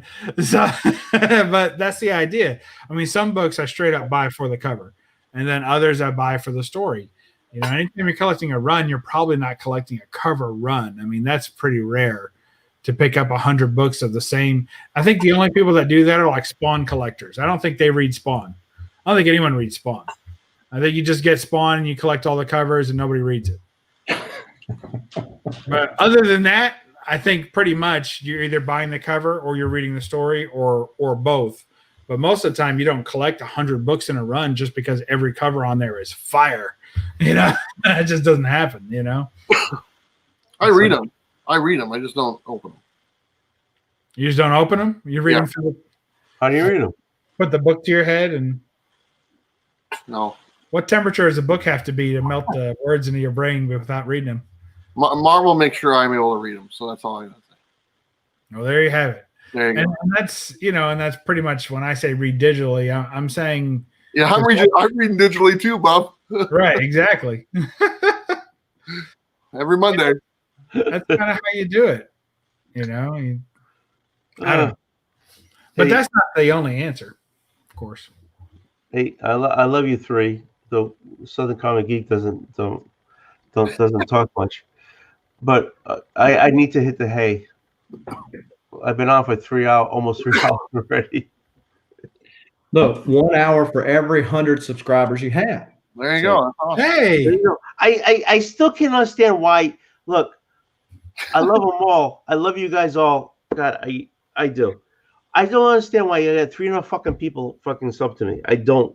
I can't even get a schedule down to put stuff on every Wednesday. I think that's helpful. Bueller will tell you every time you drop a video, you will gain subscribers and lose subscribers, right? Yes. Like once you get to a certain point, that's been happening since like about 500 subs. ever since I hit about 500 subs, you start running out of your hardcore fans in the community, if you will, you know? And then all of a sudden, every time I drop a video, I know I lose a few people because they're like, what? I'm still subbed to that guy? Fuck that guy. You know, and they swipe away. And other people are like, wait, I missed one of your videos. How'd that happen? I wasn't subbed. So they sub up. So when you don't put out a video for a while, you actually maintain your subs, I think, kind of longer because they're like, well, you know, he's not coming up in my feed. So the people who are just kind of about you, you kind of sliding. You're staying in their sub list because who checks their subs and scrubs their dead channel? So happy. This is Bub's advice. Don't make a video so you don't remind people to unsubscribe. That's right. Yeah, I kind of like him, but I don't like him. He's all right. He's all right so long as he doesn't throw his videos in my face every Wednesday, you know? All right, you guys. Hey, Beulah, thank you for being on. I appreciate it. Yeah, man. Bob, not so much, but hey, I appreciate it. Yeah, I'm used to it. So the Comic Geek, thank you. This is the first time we've been actually face to face. I think. Yeah. He looks better on other people's channels somehow. And I thank you for that. It's late. Late. It's freaking like it's like Is it early? Not for me, it ain't. It's sleep deprivation and the alcohol talking, but I'll take it. Thank you. I appreciate it. Thank you very much. Hey, thank you all. I appreciate it. You know, Ken, I don't even think like I'm worthy, but that's another story. So thank you. You're good. Thank you all. Adios. Adios. Thank you. Nice. And thank everybody hopping on. Thank you. I appreciate it. Look, Julia. Look, without his hat on. God damn it. I got him without his hat on. I know. I'd still give him a couple of bucks under the bridge or something. I'd still be nice to him, I think. All right. I'm ending this puppy. All right. Later, everybody. See ya.